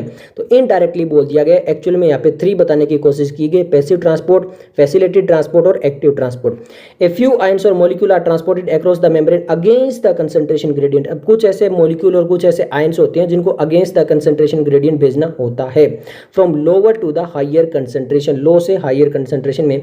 सच a transport is energy dependent process in which ATP is utilize, उसको बोलते हैं एक्टिव ट्रांसपोर्ट। एग्जाम्पल दिया सोडियम पोटेशियम पंप का, और सोडियम पोटेशियम पंप को हम डिटेल में पढ़ेंगे ह्यूमन फिजियोलॉजी के अंदर, केमिकल कोऑर्डिनेशन एंड इंटीग्रेशन, जहां पे हम न्यूरॉन वाला चैप्टर पढ़ेंगे उसके अंदर। ओके, नेक्स्ट हम बात करते हैं सेल वॉल के बारे में। As you may recall a non living rigid structure called the cell wall forms and outer covering होती है प्लाज्मा मेम्ब्रेन के बारे में, ये मिलती है हमें फंजाई और प्लांट्स के अंदर और कुछ है प्रोटिस्टा के अंदर। Cell wall not only give shape to the cell and protect the cell from its mechanical damage and infection, it also called cell to cell interaction and provide barrier to undesirable molecule. तो इसके अलावा जो cell wall का main function होता है वो तो protect करने का होता ही होता है, इसके अलावा ये सेल टू सेल इंटरेक्ट करने में और जो अनडिजायरेबल मॉलिक्यूल है उनको बैरियर की तरह प्रोवाइड करता है ताकि वो अंदर ना आ जाए, जो मैक्रो मॉलिक्यूल होते हैं। मैक्रो और माइक्रो आपको एक एक वर्ड यहाँ पे इंपॉर्टेंट होता है। अब ये इंपॉर्टेंट है, यहाँ से आपका नेट में क्वेश्चन आ चुका है। Algae have cell wall made up of, algae की सेल वॉल किससे बनती है? प्लांट किंगडम में भी पढ़ चुके हैं। सेलुलोज, गैलेक्टन्स, मेनन्स और मिनरल्स लाइक कैल्शियम कार्बोनेट, यानी कैल्शियम कार्बोनेट से या फिर मेनन से, गैलेक्टन से और सेलुलोज से एल्गी की सेल वॉल बनती है। वाइल द अदर जो प्लांट्स होते हैं जैसे ब्रायोफाइटा, टेरिडोफाइटा, जिम्नोस्पर्म, एंजियोस्पर्म, वहां पे क्या लिखा है? Consist of cellulose, hemicellulose, pectins and proteins. जो उनकी सेल वॉल होती है वो बनती है cellulose, hemicellulose, pectin and protein से। क्लियर है? ये चीज आपको इंपॉर्टेंट याद रखनी होगी। कैल्शियम कार्बोनेट की जो होती है वो एल्गी के अंदर बनती है। Okay, the cell wall of a young plant is primary wall. जो सबसे पहले यंग प्लांट के अंदर जो सेल वॉल बनती है उसको बोलते हैं primary wall. Is capable of growth, और उसमें कैपेबिलिटी होती है ग्रोथ करने की। विच ग्रेजुअली डिमिनिश, और बाद में धीरे धीरे जो है वो जो आपकी कैपेबिलिटी है ग्रोथ करने की वो धीरे धीरे कम हो जाती है एज द सेल मेच्योर। जैसे ही सेल मेच्योर होता है उसके बाद में कैपेबिलिटी ग्रोथ की नहीं रहती है। And the secondary wall is formed on the inner side towards the membrane side of the cell. अब देखिए ये सेल मेम्ब्रेन है और ये सेल वॉल है। क्लियर है? तो यहाँ पे बाहर की तरफ होती है प्राइमरी, और फिर उसके बाद अंदर बनने लगती है सेल वॉल की तरफ में कौन सी वॉल? सेकेंडरी वॉल अंदर बनने लगती है। क्लियर है? यहाँ पे ये चीजें इन्होंने बताया है। अब दो जो सेल हो गए, दो प्लांट सेल हो गए, मतलब एक ये हो गया और एक ये हो गया। तो यहाँ पर क्या होता है? इनके बीच में होता है middle lamella. The middle lamella is a layer mainly made up of calcium pectate. Calcium carbonate की सेल वॉल थी एल्गी के अंदर, बट मिडल लेमिला किससे बनती है? Calcium pectate. अब ये कैल्शियम कैल्शियम नाम आता है तो आप कंफ्यूज मत होना। सी जो होती है वो एल्गी में, यानी कैल्शियम कार्बोनेट एल्गी में होती है, और CP जो होती है वो किस में होती है? मिडल लेमिला यानी कैल्शियम पेक्टेट। अब ये क्या काम करता है middle lamella? Which holds the glues the different neighbouring cell, और जो अलग अलग सेल्स होते हैं उनको पास में रखने का काम करती है। The cell wall and middle lamella may be transferred by plasmodesmata. Plasmodesmata क्या होते हैं? इस टाइप से। मान लीजिए आपके दो सेल हैं, क्या है? ये आपके दो सेल हैं, पर यहाँ पे देखोगे कि यहाँ पर आपका सेल वॉल और जो आपकी मिडल लेमिला वो एब्सेंट है। इस टाइप का कनेक्शन बना लेते हैं कौन? प्लाज्मोडेस्मेटा। और ये connect the cytoplasm of neighbouring cell, क्योंकि पे साइटोप्लाज्म होगा तो उसका कनेक्शन का किसने कर दिया? यहाँ पे प्लाज्मोडेस्मेटा ने कर दिया। इस टाइप से होता है। क्लियर हो गया होगा आपका। अब जो आपका मिडल लेमिला वाला है यहाँ से AIPMT 2009 में और 2010 में क्वेश्चन आ चुका है। अब हम बात करेंगे एंडोमेम्ब्रेन सिस्टम के बारे में। तो एंडोमेम्ब्रेन सिस्टम जो वो बहुत इंपॉर्टेंट है, क्योंकि अगर हम देखें तो यहाँ से 2018 में, 2019 में, 2020 में और 2021 में जो वो क्वेश्चन आ चुके हैं। अब कहाँ से आए हैं वो मैं आपको साथ के साथ बताता चलूंगा। यानी आप देखोगे बहुत बार कंटिन्यू क्वेश्चन चल रहे हैं यहाँ से। तो मोस्ट इंपॉर्टेंट टॉपिक है इस चैप्टर का, इसको बिल्कुल भी स्किप नहीं कर सकते हैं। एंडो मेम्ब्रेन सिस्टम, एंडो मतलब इनसाइड, मेम्ब्रेन मतलब यहाँ पे जो सेल मेम्ब्रेन है उसके अंदर, और सिस्टम होगा कुछ। Which of the membrane organelle is distinct in terms of its structure and functions. तो यहाँ पर हम बात कर रहे हैं सेल ऑर्गेनल्स की। तो सेल ऑर्गेनल जो होते हैं वो अलग अलग उनका स्ट्रक्चर और फंक्शन होता है। Many of these are considered together as an endomembrane system, but कुछ ऐसे सेल ऑर्गेनल होते हैं जिनको हम एंडो मेम्ब्रेन सिस्टम बोल देते हैं। क्यों बोल देते हैं? Because their function are coordinated, यानी उनके फंक्शन जो वो एक दूसरे से कोऑर्डिनेट कर रहे हैं, साथ में चल रहे हैं, इसलिए। The endo membrane system include, अब यहाँ से 2021 में क्वेश्चन आ चुका है कि एंडो मेम्ब्रेन सिस्टम में क्या क्या चीज आते हैं? Include endoplasmic reticulum, Golgi complex, lysosome and vacuole. यानी यहाँ पे चार चीजें आती है। एंडोप्लाज्मिक रेटिकुलम आता है, गोल्गी कॉम्प्लेक्स आता है, लाइसोसोम आता है और वैक्यूल आता है। क्लियर है? और क्यों आते हैं? क्योंकि इनके फंक्शन जो वो कोऑर्डिनेटेड है। बाकी जो आपके अदर सेल ऑर्गेनल होते हैं जो यूकैरियोटिक में, सिंस द फंक्शन ऑफ जैसे माइटोकॉन्ड्रिया, क्लोरोप्लास्ट, पेरोक्सिसोम, पेरोक्सिसोम को बोलते हैं microbodies, are not coordinated with the above components. क्योंकि जो माइटोकॉन्ड्रिया, क्लोरोप्लास्ट और माइक्रोबॉडीज वगैरह होती हैं, इनके फंक्शन जो होते हैं वो इनके साथ जो आपके एंडोप्लाज्मिक रेटिकुलम है, गोल्गी कॉम्प्लेक्स, लाइसोसोम और वैक्यूल है, इनके साथ में कोऑर्डिनेट नहीं करते हैं। उस वजह से इनको जो है एंडोमेम्ब्रेन सिस्टम में नहीं रखते हैं। These are not considered as the part of the endomembrane system. Clear है? ओके, तो हम एक एक करके पढ़ेंगे। सबसे पहले यहाँ पे बोला गया है एंडोप्लाज्मिक रेटिकुलम, उसको स्टडी करेंगे, फिर गोल्गी कॉम्प्लेक्स, फिर लाइसोसोम और फिर वैक्यूल। अब ये कोऑर्डिनेटेड वे में कैसे होते हैं मैं आपको थोड़ा सा हिंट दे देता हूँ, यहाँ पे आपको समझ में आ जाएगा। मान लो यहाँ पर मैं एक लाइन खींचता हूँ। अब ये बना दी मैंने न्यूक्लियस, ये N लिख देता हूँ, N का मतलब हो गया न्यूक्लियस। अब न्यूक्लियस जो होती है वो डबल मेम्ब्रेन होती है। डबल मेम्ब्रेन के तीन सेल ऑर्गेनल हम पढ़ते हैं, कौन कौन से? एक आपका माइटोकॉन्ड्रिया, एक क्लोरोप्लास्ट और एक न्यूक्लियस। तो न्यूक्लियस डबल मेम्ब्रेन होती है, एक मेम्ब्रेन मैंने बना दिया, अब सेकंड मेम्ब्रेन मान लो ऐसे चल रही है, अब ये जो है वही एक्सटेंड करके कुछ ऐसे कंपार्टमेंट बना देती है, यही क्या कर देती है, एक्सटेंड करके कुछ ऐसे कंपार्टमेंट बना देती है, जैसे हमने मीजोसोम पढ़ा था उस टाइप से मान लीजिए। ओके, तो ये बना देगी आपको एंडोप्लाज्मिक रेटिकुलम। एंडो मतलब इनसाइड, प्लाज्म मतलब साइटोप्लाज्म, रेटिकुलम का मतलब होता है नेटवर्क। अब देखो एक नेटवर्क लाइक स्ट्रक्चर बना दिया है इस टाइप से। अगर इस नेटवर्क के ऊपर जो है वो राइबोसोम लग जाते हैं, अभी मैं डॉट बना रहा हूँ, ये राइबोसोम है, ये डॉट बना रहा हूँ, क्या है, राइबोसोम है, यहाँ पे देखोगे राइबोसोम। अगर ये डॉट बना रहा हूँ तो ये बन जाएंगे राइबोसोम और इसको कहलाएंगे रफ एंडोप्लाज्मिक रेटिकुलम। ये डॉट क्या है, आपके राइबोसोम है, जैसे यहाँ पे डायग्राम में दिखाया गया है उस टाइप से। क्लियर है। अगर यहाँ पे डॉट नहीं है तो वो बन जाएंगे स्मूथ एंडोप्लाज्मिक रेटिकुलम, SER, और अगर डॉट है यानी राइबोसोम है तो वो बन जाएंगे रफ एंडोप्लाज्मिक रेटिकुलम यानी RER। क्लियर है। उसके बिल्कुल पास में जो होते हैं वो होते हैं आपके नेक्स्ट कौन सा, गोल्गी कॉम्प्लेक्स यानी गोल्गी बॉडीज, और वो कुछ इस टाइप से होती है। ओके, वो कुछ इस टाइप से होती है जैसे मैं बना रहा हूँ। अब आप ध्यान से देखोगे कि यहाँ पे दो शेप होती है, इस साइड वाली जो होती है वो कौन सी शेप दिखाई दे रही है, कॉन्वेक्स, और इस साइड की शेप हमें कौन सी दिखाई दे रही है, कॉनकेव दिखाई दे रही है। तो कुछ इस टाइप से इंटरलिंक्ड होता है। ये जो आपका राइबोसोम वाला वो प्रोटीन बनाएगा और प्रोटीन को पैक करेंगे ये गोल्गी कॉम्प्लेक्स। जो आपका स्मूथ एंडोप्लाज्मिक रेटिकुलम वो लिपिड बनाएगा और इसको पैक करेंगे कौन, गोल्गी कॉम्प्लेक्स, और इधर से ये पैक करके और इधर निकाल देंगे, और जो पैकिंग का मटेरियल होगा वही बन जाएंगे आपके नेक्स्ट कौन से, लाइसोसोम। अब यहाँ पर जो वो कुछ इंडिविजुअल जो है वो पैकिंग मटेरियल निकलता है वो बनता है लाइसोसोम। क्लियर है। तो उससे नेक्स्ट वाले कौन से बन जाएंगे, लाइसोसोम। अब पता चल गया ये इंटरलिंक्ड क्यों है। और फिर वहां पर होगा क्योंकि यहाँ पर होगा वैक्यूल। क्या होगा, वैक्यूल, और वैक्यूल में होती है जो मेम्ब्रेन होती है उसको बोलते हैं टोनोप्लास्ट। और वैक्यूल का काम क्या होता है, जो भी अनयूजफुल मटेरियल उसको स्टोर करना। तो अनयूजफुल यानी डस्टबिन की तरह, जैसे रूम में डस्टबिन होता है, जो भी यूज नहीं होता है रूम के अंदर वो कहाँ पे डालते हैं हम, डस्टबिन में। तो कुछ इस टाइप से होता है। तो इस टाइप से ये चलता है। आई होप कि आपको थोड़ा समझ में आया, नहीं समझ में आया तो जब हम यहाँ पे स्टडी करेंगे तो आपको अच्छे से समझ में आ जाएगा। डायग्राम बहुत इंपॉर्टेंट है, AIPMT 2011 में आ चुका है। क्लियर है। ओके, देखिए एंडोप्लाज्मिक रेटिकुलम से स्टार्ट करते हैं। Electron microscope study of eukaryotic cell reveal the presence of a network और रेटिकुलम। तो अब रेटिकुलम मतलब समझ में आ गया, इसको बोलते हैं नेटवर्क। इंग्लिश में सिंपल वर्ड में बोले तो रेटिकुलम यानी network of tiny tubular structure, tube like structure. देखो यहाँ पे ट्यूब लाइक स्ट्रक्चर दिखाई दे रहे हैं। Okay, structure scattered in the cytoplasm that is the endoplasm. तो किसके अंदर स्कैटर्ड है, साइटोप्लाज्म। तो अब इस वर्ड को ब्रेक कर दो, एंडो मतलब इनसाइड, प्लाज्मिक मतलब साइटोप्लाज्म, रेटिकुलम मतलब network. Hence ER divide the intracellular space into 2 distinct compartment. अब ये जो साइटोप्लाज्म है उसको 2 कंपार्टमेंट डिवाइड करते हैं। कैसे, मैंने जैसे यहाँ पे न्यूक्लियस बनाई थी, क्लियर है। अब यहाँ पे ऐसे मैंने बनाया था। ओके, क्लियर है। ओके, अब यहाँ पे देखो ये जो रह गया वो साइटोप्लाज्म रह गया, क्योंकि मैं सेल की बात कर रहा हूँ तो ये साइटोप्लाज्म रह गया। अब ये साइटोप्लाज्म से अंदर एक्स्ट्रा हो गया तो इसको बोलते हैं ल्यूमिनल। इसको क्या बोलते हैं, ल्यूमिनल बोलते हैं। ओके, और जो बाहर का स्पेस हो गया, जो साइटोप्लाज्म हो गया, उसको बोलते हैं एक्स्ट्रा ल्यूमिनल। क्लियर है।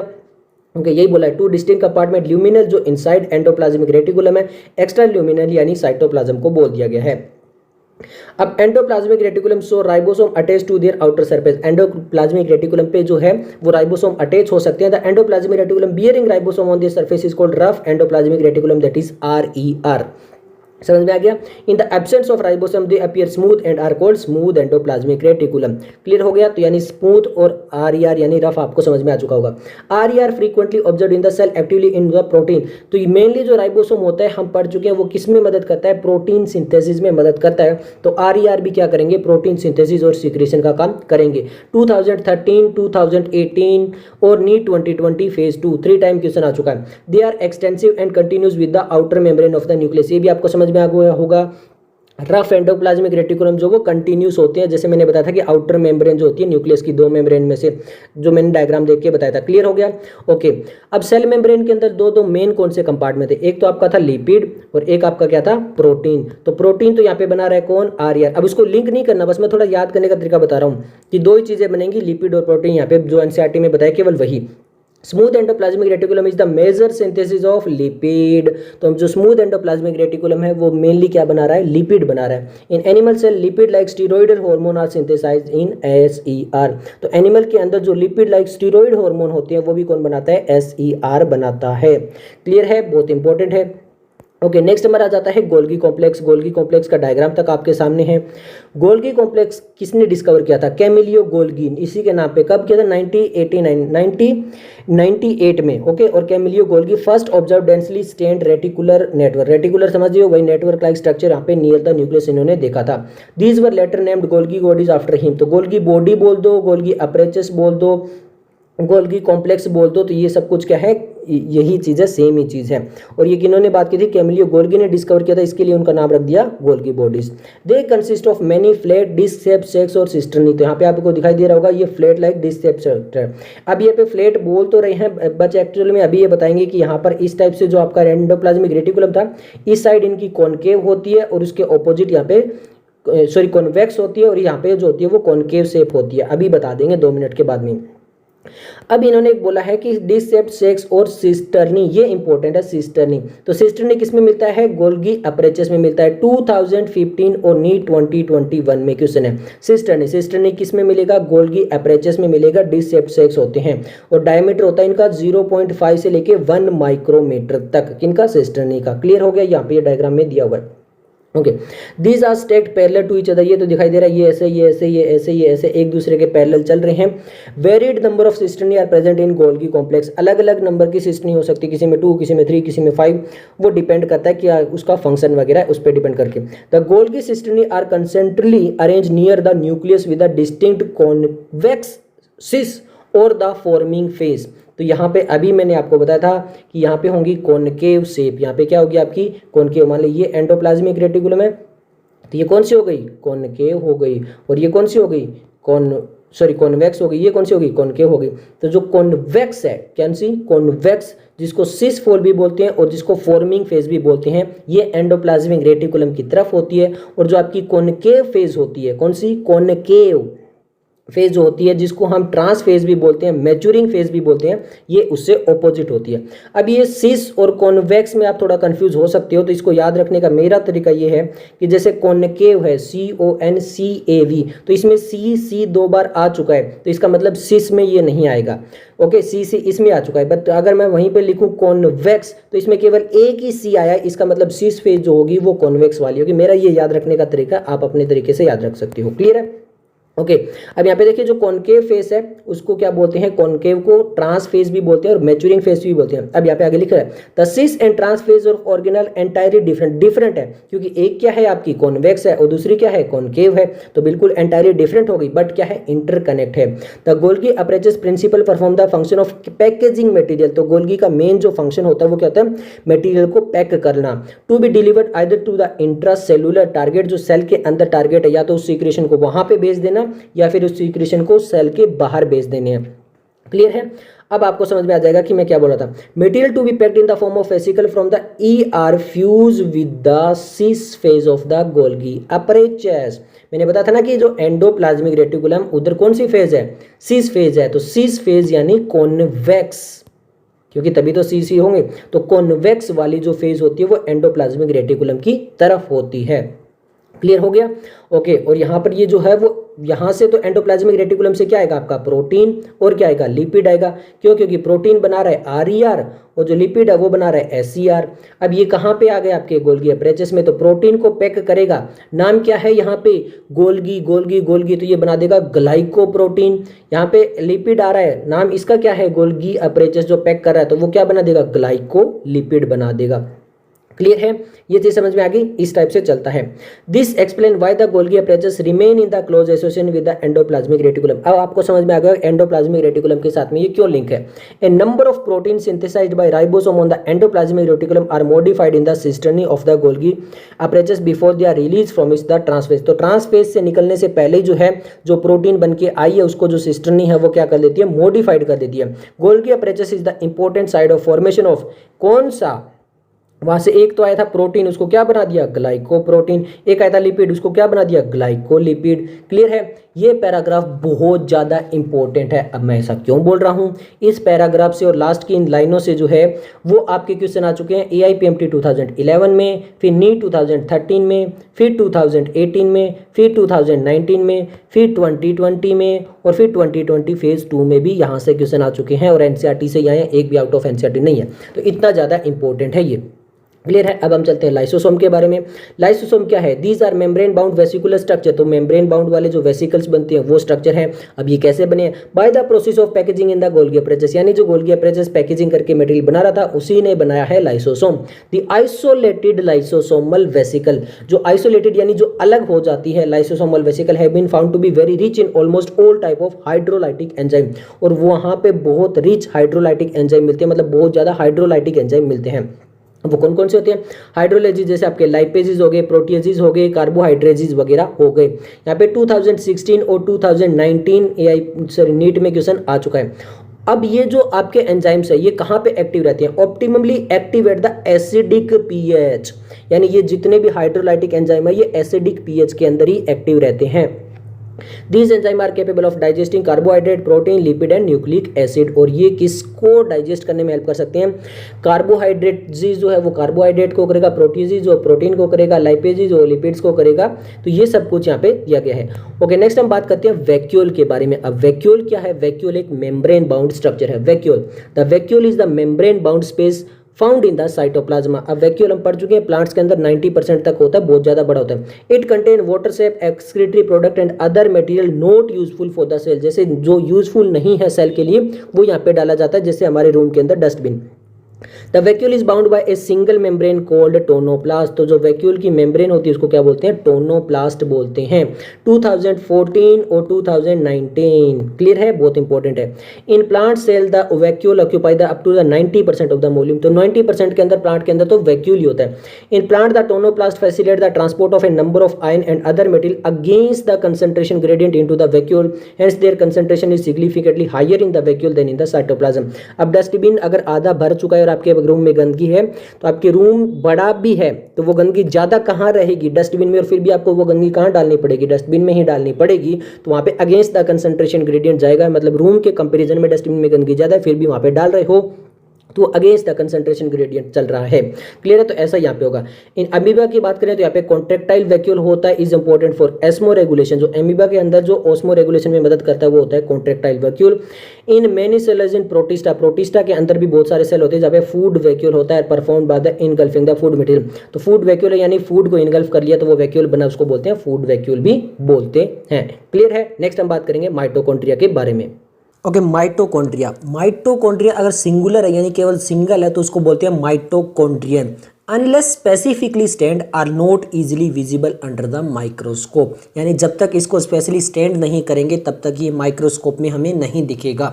ये भी बहुत इंपॉर्टेंट है, एक ही पैराग्राफ में माइटोकॉन्ड्रिया कंप्लीट होता है, बट इससे यूं मान लीजिए लगभग हर साल जो वो नीट में क्वेश्चन आ जाता है। The number of mitochondria per cell is variable depending on the physiological activity of the cell। यानी माइटोकॉन्ड्रिया कितने होंगे एक सेल में वो डिपेंड करता है कि वो एक्टिविटी कैसे कर रहा है। In terms of shape and size also considerably degree of variability is observe, यानी शेप एंड साइज जो होता है वो भी अलग अलग हो सकता है सेल्स के अंदर। बट टिपिकली यानी जनरली कैसा होता है ये? इट इज सॉसेज शेप और सिलेंड्रिकल, यानी सिलेंड्रिकल या फिर सॉसेज शेप ऐसा होता है। सॉसेज जो होता है वो ईटेबल होता है, जो यूएसए वगैरह में ज़्यादा खाया जाता है, तो इस टाइप का हो सकता है। अगर हम इसकी बात करें साइज की तो डायमीटर होता है इसका 0.2 से लेकर 1 माइक्रोमीटर। एवरेज की बात करें तो डायमीटर होता है 0.5 माइक्रोमीटर। लेंथ की बात करें तो 1 से लेकर 4 माइक्रोमीटर इसकी लेंथ हो सकती है। अब माइटोकॉन्ड्रिया जो होता है वो क्या होता है? डबल मेम्ब्रेन स्ट्रक्चर होता है। मैं आपको बता चुका हूँ, कई बार नीट में क्वेश्चन आ चुका है। तो डबल मेम्ब्रेन वाले आपके माइटोकॉन्ड्रिया होते हैं, क्लोरोप्लास्ट होते हैं, न्यूक्लियस होते हैं। with the outer membrane and the inner membrane dividing its lumen distinctly into two aqueous compartment।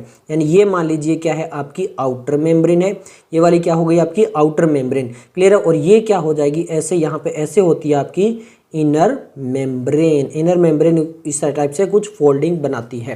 Clear है? तो यहाँ पर बोल दिया गया कि outer compartment and inner compartment में डिवाइड हो जाती है।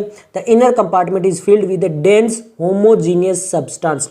जो इनर कंपार्टमेंट होता है वो होमोजीनियस सब्सटेंस से फिल्ड होता है, जिसको बोलते हैं मैट्रिक्स। तो इनर वाला जो सब्सटेंस होगा या फिर जो अंदर वाला पूरा कंप्लीट एरिया होगा उसको बोला जाएगा मैट्रिक्स।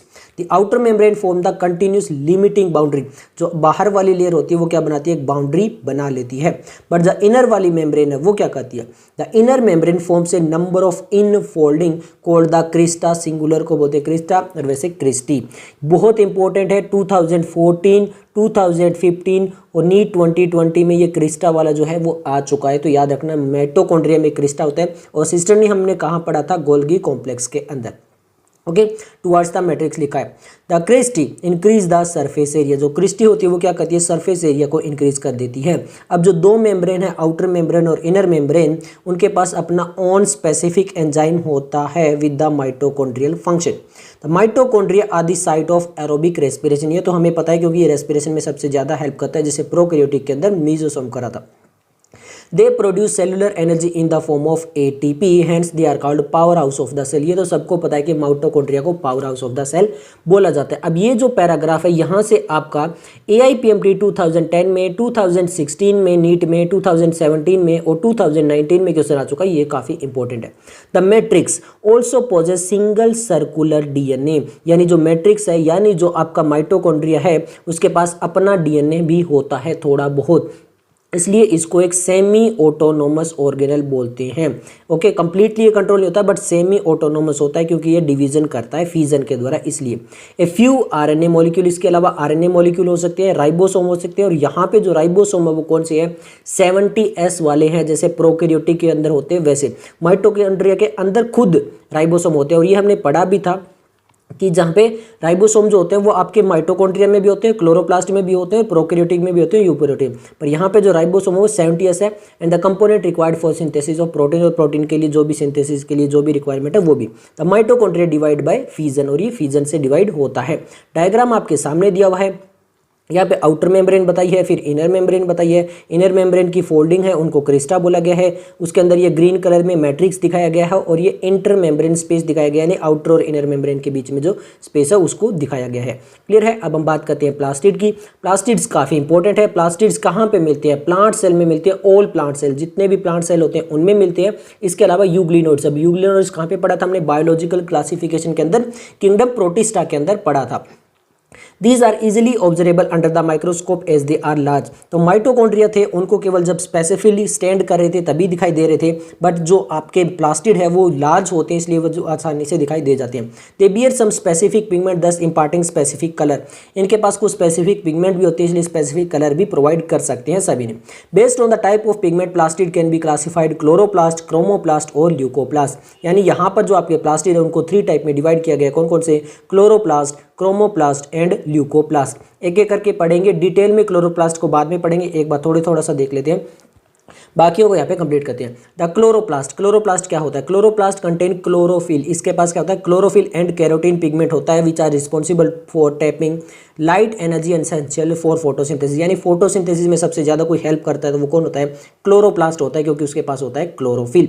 इन द क्रोमोप्लास्ट, अब हम किसकी बात करें, क्रोमो यानी जो कलर प्रोवाइड करेगा। क्रोमोप्लास्ट फेट सोल्यूबल कैरोटिनोइड, क्या है ये, फेट सोल्यूबल। अब ये भी इंपॉर्टेंट है, फेट सोल्यूबल है ये। Okay, carotenoid pigment like carotene, xanthophyll and other are present. तो इसके अंदर फेट सोल्यूबल कैरोटिनोइड पिगमेंट होते हैं, जैसे कैरोटीन हो गया, जेंथोफिल हो गया, वो सब कुछ। This gives the parts of the plant A colour yellow, orange और रेड, क्योंकि क्रोमो मैंने बताया कलर प्रोवाइड करेगा। जैसे हम क्रोमोजोम पढ़ते हैं तो क्रोमोजोम भी कलर्ड बॉडी होती है इस टाइप से, तो ये येलो, ऑरेंज और रेड कलर वगैरह प्लांट्स को प्रोवाइड करते हैं। थर्ड है हमारा ल्यूकोप्लास्ट। थर्ड हमारा क्या है, ल्यूकोप्लास्ट। अब ल्यूकोप्लास्ट क्या होते हैं, कलरलेस होती है, इनमें कोई भी कलर नहीं होता है। ये भी वेरिड शेप एंड साइज के हो सकते हैं, और ये क्या काम करते हैं, न्यूट्रिशन को स्टोर करते हैं। क्लियर है। अब इसमें भी 3 टाइप्स है, एमिलोप्लास्ट, इलियोप्लास्ट और इल्यूरोप्लास्ट।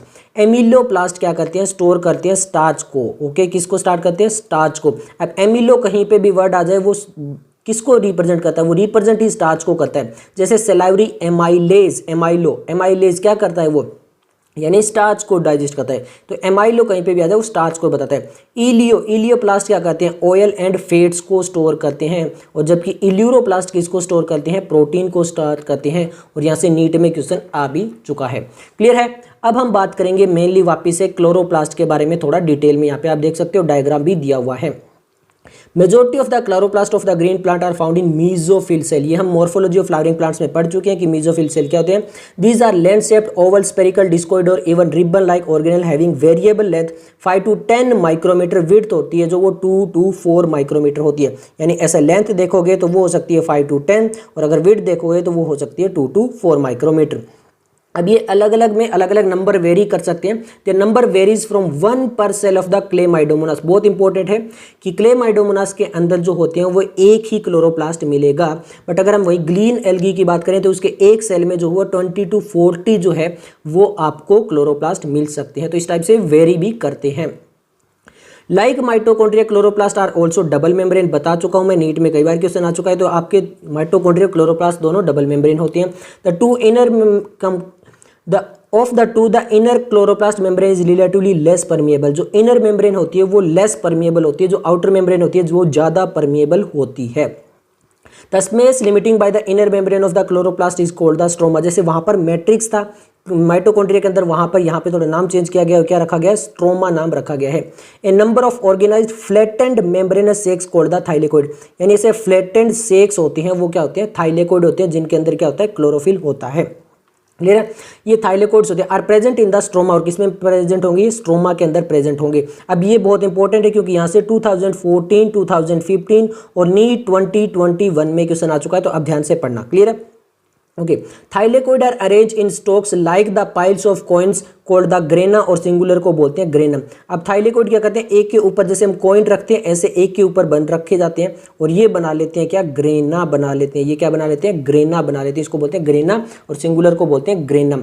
ओके, या फिर इसको ये बोल सकते हो कि ये इंटरग्रेनल थाइलेकोइड है। क्या है, इंटरग्रेनल थाइलेकोइड भी इसको नाम दिया जा सकता है ग्रेनम को।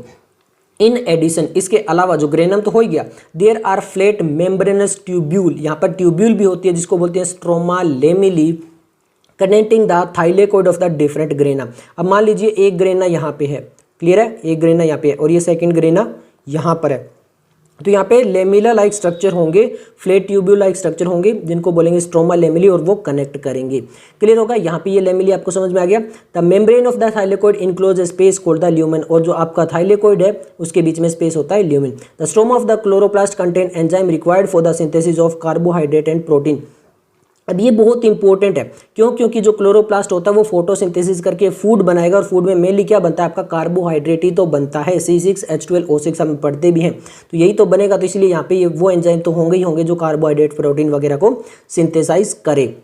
क्लियर है। अब ये लास्ट वाला पैराग्राफ भी बहुत इंपॉर्टेंट है क्योंकि 2016 और नीट 2019 में यहाँ से क्वेश्चन आ चुके हैं। देखिए क्या लिखा हुआ है, इट ऑल्सो कंटेन, यानी यहाँ पर भी क्या मिलेगा, it also contain small double standard circular DNA, यानी ये भी सेमी ऑटोनोमस ऑर्गेनल है और यहाँ पे भी खुद का थोड़ा बहुत डीएनए होता है। इसके अलावा राइबोसोम भी होता है।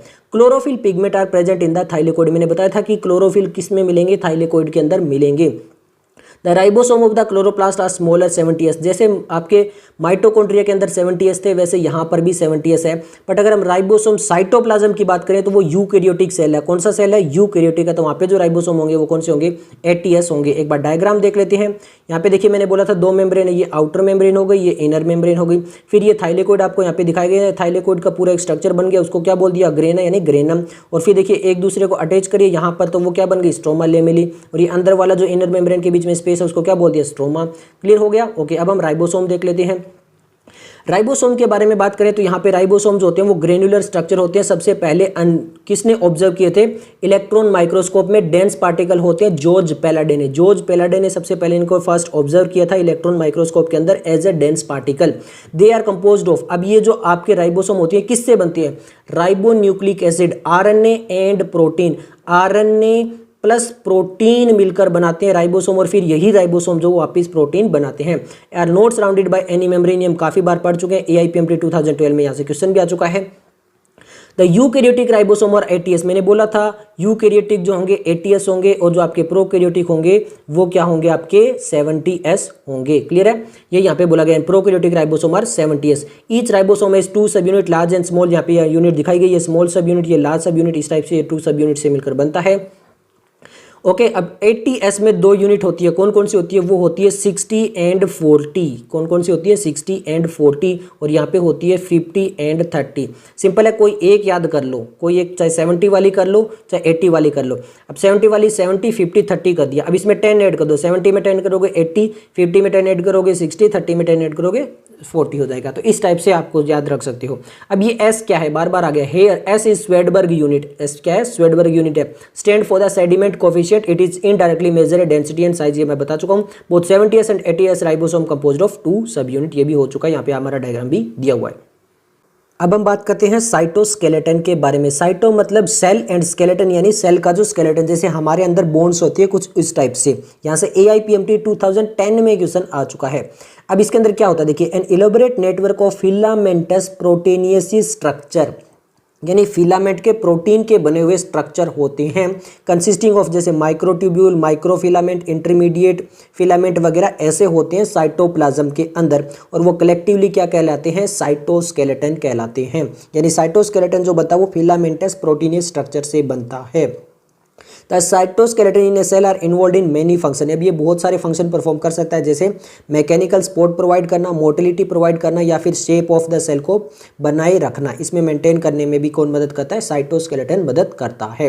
ओके, नेक्स्ट हम बात करते हैं सीलिया एंड फ्लैजिला के बारे में। वो प्रोकैरियोटिक वाले नहीं है, यहाँ पे हम यूकैरियोटिक, क्योंकि इनमें थोड़ा डिफरेंस होता है। क्लियर है। सीलिया सिंगुलर को बोलते हैं सीलियम, अगर सिंगल है तो उसको बोलेंगे सीलियम। फ्लैजिला सिंगुलर को बोलते हैं फ्लैजिलम।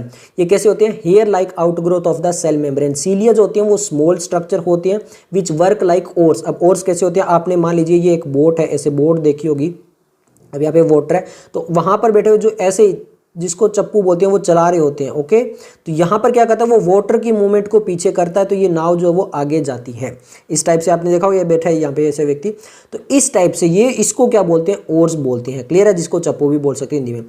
अब यहाँ पर जैसे नाव को हम पानी पीछे करेंगे तो नाव आगे जाएगी, इस तरह से यहाँ पे ये सीलिया भी यही वर्क करते हैं, causing the movement of either the cell और द सराउंडिंग फ्लूइड। जो सराउंडिंग फ्लूइड है या तो उसकी मूवमेंट करवाएंगे तो सेल की मूवमेंट हो जाएगी। अब फ्लैजिला की बात करते हैं तो flagella comparatively longer are responsible for the cell movement. और यहाँ पे मान लीजिए ये सेल है, तो सीलिया तो ऐसे थोड़े स्मॉल होंगे, क्लियर है, और फ्लैजिला जो होगा वो काफ़ी लॉन्ग होगा। फ्लैजिला ऐसे लॉन्ग होगा और सीलिया ऐसे स्मॉल होंगे। क्लियर है, और एक्चुअल में सेल मूवमेंट में मदद कौन करेगा, फ्लैजिला करेगा। The prokaryotic bacteria also possess flagella but these are structurally different from that of the eukaryotic. तो मैंने बता दिया था कि यूकैरियोटिक और प्रोकैरियोटिक में डिफरेंस होता है। अब इलेक्ट्रॉन माइक्रोस्कोप की स्टडी करने के बाद में देखिए, the electron micro study of a cilium or flagellum show that they are covered with the plasma membrane, यानी इनके बाहर होती है प्लाज्मा मेम्ब्रेन। मैं थोड़ा सा आपको बता देता हूँ यहाँ पर, फिर हम डायग्राम देख लेते हैं, फिर स्टडी करेंगे तो आपको थोड़ा सा इजीली समझ में आ जाएगा। अब मान लीजिए ये बैक्टीरिया है और ये क्या है, एक फ्लैजिला है। क्लियर है, फ्लैजिला को मैं ऐसे कट करता हूँ, कैसे कट करता हूँ, ऐसे कट कर लिया मैंने। अब मैं इसको सीधा कर देता हूँ, सीधा कर दिया अब हमने ऐसे। ओके, अब मैं इसको अपर साइड से देखता हूँ, अपर साइड से, जैसे आप एक स्ट्रो होती है ना, स्ट्रो को अपर साइड से देखोगे तो कुछ ऐसी दिखाई देगी ना, स्ट्रो आपको ऊपर से देखोगे, तो उस टाइप से हम यहाँ पे इसका डायग्राम लेंगे। क्लियर है, तो इसके बाहर क्या होगी, प्लाज्मा मेम्ब्रेन होगी। ये क्या होगी आपकी, प्लाज्मा मेम्ब्रेन। इसके अंदर ये पूरा जो कंप्लीट स्पेस है इसको क्या बोलेंगे, एक्सोनिम बोलेंगे। इसको क्या बोलेंगे, एक्सोनिम बोलेंगे। अब हम डायग्राम देखते हैं, अब आपको थोड़ा सा समझ में आ जाएगा। एक चीज और याद रखना, इसके अंदर जो वो माइक्रोट्यूब्यूल्स के फिलामेंट होंगे, क्या होंगे, माइक्रोट्यूब्यूल्स, और ये running parallel to the long axis. मतलब माइक्रोट्यूब्यूल जो है, जैसे हमने अभी बात की थी, ये हमारा सेल है, ये हमारा फ्लैजिला है, तो माइक्रोट्यूब्यूल्स भी इसके साथ साथ मतलब अंदर की साइड में, इन साइड में बिल्कुल पैरेलल चलेंगे, बिल्कुल पैरेलल चलेंगे। क्लियर है, ऐसे होगा यहाँ पे। तो अब हम बात करते हैं यहाँ पर, जैसे मैं कहीं से भी कट करूंगा तो सेम स्ट्रक्चर दिखाई देगा। जैसे ये हमारा फ्लैजिला, तो मैं इसको यहाँ से कट कर लूँ, यहाँ से कट कर लूँ, यहाँ से कट कर लूँ, कहीं से कर लूँ, तो इनसाइड में देखूंगा, जैसे स्ट्रो में देखते हैं तो बिल्कुल खाली स्पेस दिखाई देता है। वैसे अगर फ्लैजिला में देखेंगे तो यहाँ पे हमें कुछ ऐसा स्ट्रक्चर दिखाई देगा। बाहर ग्रीन वाली प्लाज्मा मेम्ब्रेन हो गई है, उसके माइक्रोट्यूब्यूल्स के बने हुए स्ट्रक्चर होते हैं। अब बाहर की साइड में, पेरिफेरल की साइड में, बाहर की साइड में माइक्रोट्यूब्यूल्स दिख रहे हैं, डबलेट दिख रहे हैं, मतलब 1 और 2 दो सर्कल के ऐसे स्ट्रक्चर दिखा रहे हैं, इसलिए इसको बोल दिया माइक्रोट्यूब्यूल डबलेट। और ये कितने होते हैं, टोटल 9 होते हैं, काउंट कर लो, 1 ये हो गया, 2 ये हो गया, 3 ये हो गया, 4 ये हो गया, 5 ये हो गया, 6 ये हो गया, 7 ये हो गया, 8 और ये हो गया 9। तो ये क्या हो गए, 9 डबलेट हो गए। क्या हो गए, 9 डबलेट हो गए। क्या हो गए, पेरीफेरी की तरफ माइक्रोट्यूब्यूल्स के डबलेट हो गए। क्लियर हो गया, ओके। अब सेंटर देखो, सेंटर में यहाँ पर जो है वापिस माइक्रोट्यूब्यूल होते हैं, बट ये सिंगल होते हैं। यहाँ पे देखो डबलेट नहीं है, क्या है, सिंगल है, पर ये कितने हैं, 1 और 2, टोटल 2 है, तो इसलिए 9+2 अरेंजमेंट बोलते हैं इसको। यानी 9 जो हो गए वो डबलेट हो गए और 2 हो गए सिंगल हो गए। ये हो गई 9+2 अरेंजमेंट, किसके अंदर, फ्लैजिला के अंदर, जब हम इलेक्ट्रो माइक्रोस्कोप में देखते हैं। एक्चुअल में ये ऐसा दिखाई देता है और ये यहाँ पर डायग्राम ऐसा बनाया हुआ है। क्लियर है। अब जो ये सेंट्रल माइक्रोट्यूबुल है, इसके बाहर होती है एक सीथ जिसको बोलते हैं सेंट्रल सीथ। अब आपको क्लियर दिखाई देगा, ये हो गया सेंट्रल माइक्रोट्यूबुल सिंगलेट वाले, इसके बाहर रेड कलर में जो बनाई गई है वो सेंट्रल सीथ है। अब ये जो आपके डबलेट वाले हैं ये लिंक होते हैं सेंट्रल सीथ से, किसके थ्रू? रेडियल स्पोक के थ्रू। देखो यहाँ पर ये रेड वाली है और ये पेरिफेरल माइक्रोट्यूबुल डबलेट है। ये देखो एक जो आपको सेंटर के साथ में एक लिंक करवा रहा है, इसको क्या बोलते हैं? रेडियल स्पोक बोलते हैं। क्लियर हो गया। इसके अलावा जो डबलेट है वो आपस में भी लिंक होते हैं। वो किससे लिंक होते हैं? इंटर डबलेट ब्रिज से। नाम में ही पता चल रहा है, इंटर मतलब इन साइड में और डबलेट मतलब यहाँ पे जो दो डबलेट है माइक्रोट्यूबुल वाले, इनके बीच में ये ब्रिज बना रहा है। क्लियर हो गया। और ये जो आपका सेंटर वाला जो है माइक्रोट्यूबुल सिंगल वाला, यहाँ पर भी आप देखोगे कि यहाँ पर भी एक ब्रिज है जो इनको लिंक कर रहा है। तो इस टाइप का ये डायग्राम होता है। एक्चुअल में ये ऐसा दिखाई देता है और ये सब कुछ ऐसा। अब आप देख सकते हो यहाँ पर जो लिखा हुआ है, there core called the exonym, ये तो समझ में आ गया। जो प्लाज्मा मेम्ब्रेन है इसके अंदर जो भी है वो एक्सोनिम कहलाता है। अब एक्सोनिम में क्या होता है? Possess a number of microtubule running parallel to the long axis, ये आपको समझ में आ गया होगा। The axoneme usually has 9 doublet, clear हो गया होगा, of radially arrange peripheral microtubule and a pair मतलब 2, a pair of centrally located microtubule. Such an arrangement of axonemal microtubule refer to as 9+2 array. ये आपको समझ में आ गया कि 9+2 क्या था? 9 डबलेट और 2 जो थे वो सिंगल वाले थे। The central tubule are connected by bridge, central tubule वाले मैंने बताया था ब्रिज से कनेक्ट होते हैं, जैसे सिंगल वाले थे, ये ब्रिज वाले इनको बोल दिया गया था। And is also enclosed by central sheath, मैंने बता दिया था रेड कलर में सेंट्रल सीथ दी थी, which is connected to one of the tubules of the each peripheral doublet by a radial spoke. बता दिया था कि कैसे रेडियल स्पोक के साथ वो कनेक्ट थी। Thus there are 9 radial spokes. The peripheral doublets are also interconnected by linkers, वो भी हमने बता दिया था, इंटर डबलेट ब्रिज उनको बोला गया था। अब यहां से आपका क्वेश्चन आ चुका है 2014 में नीट में, लास्ट लाइन से।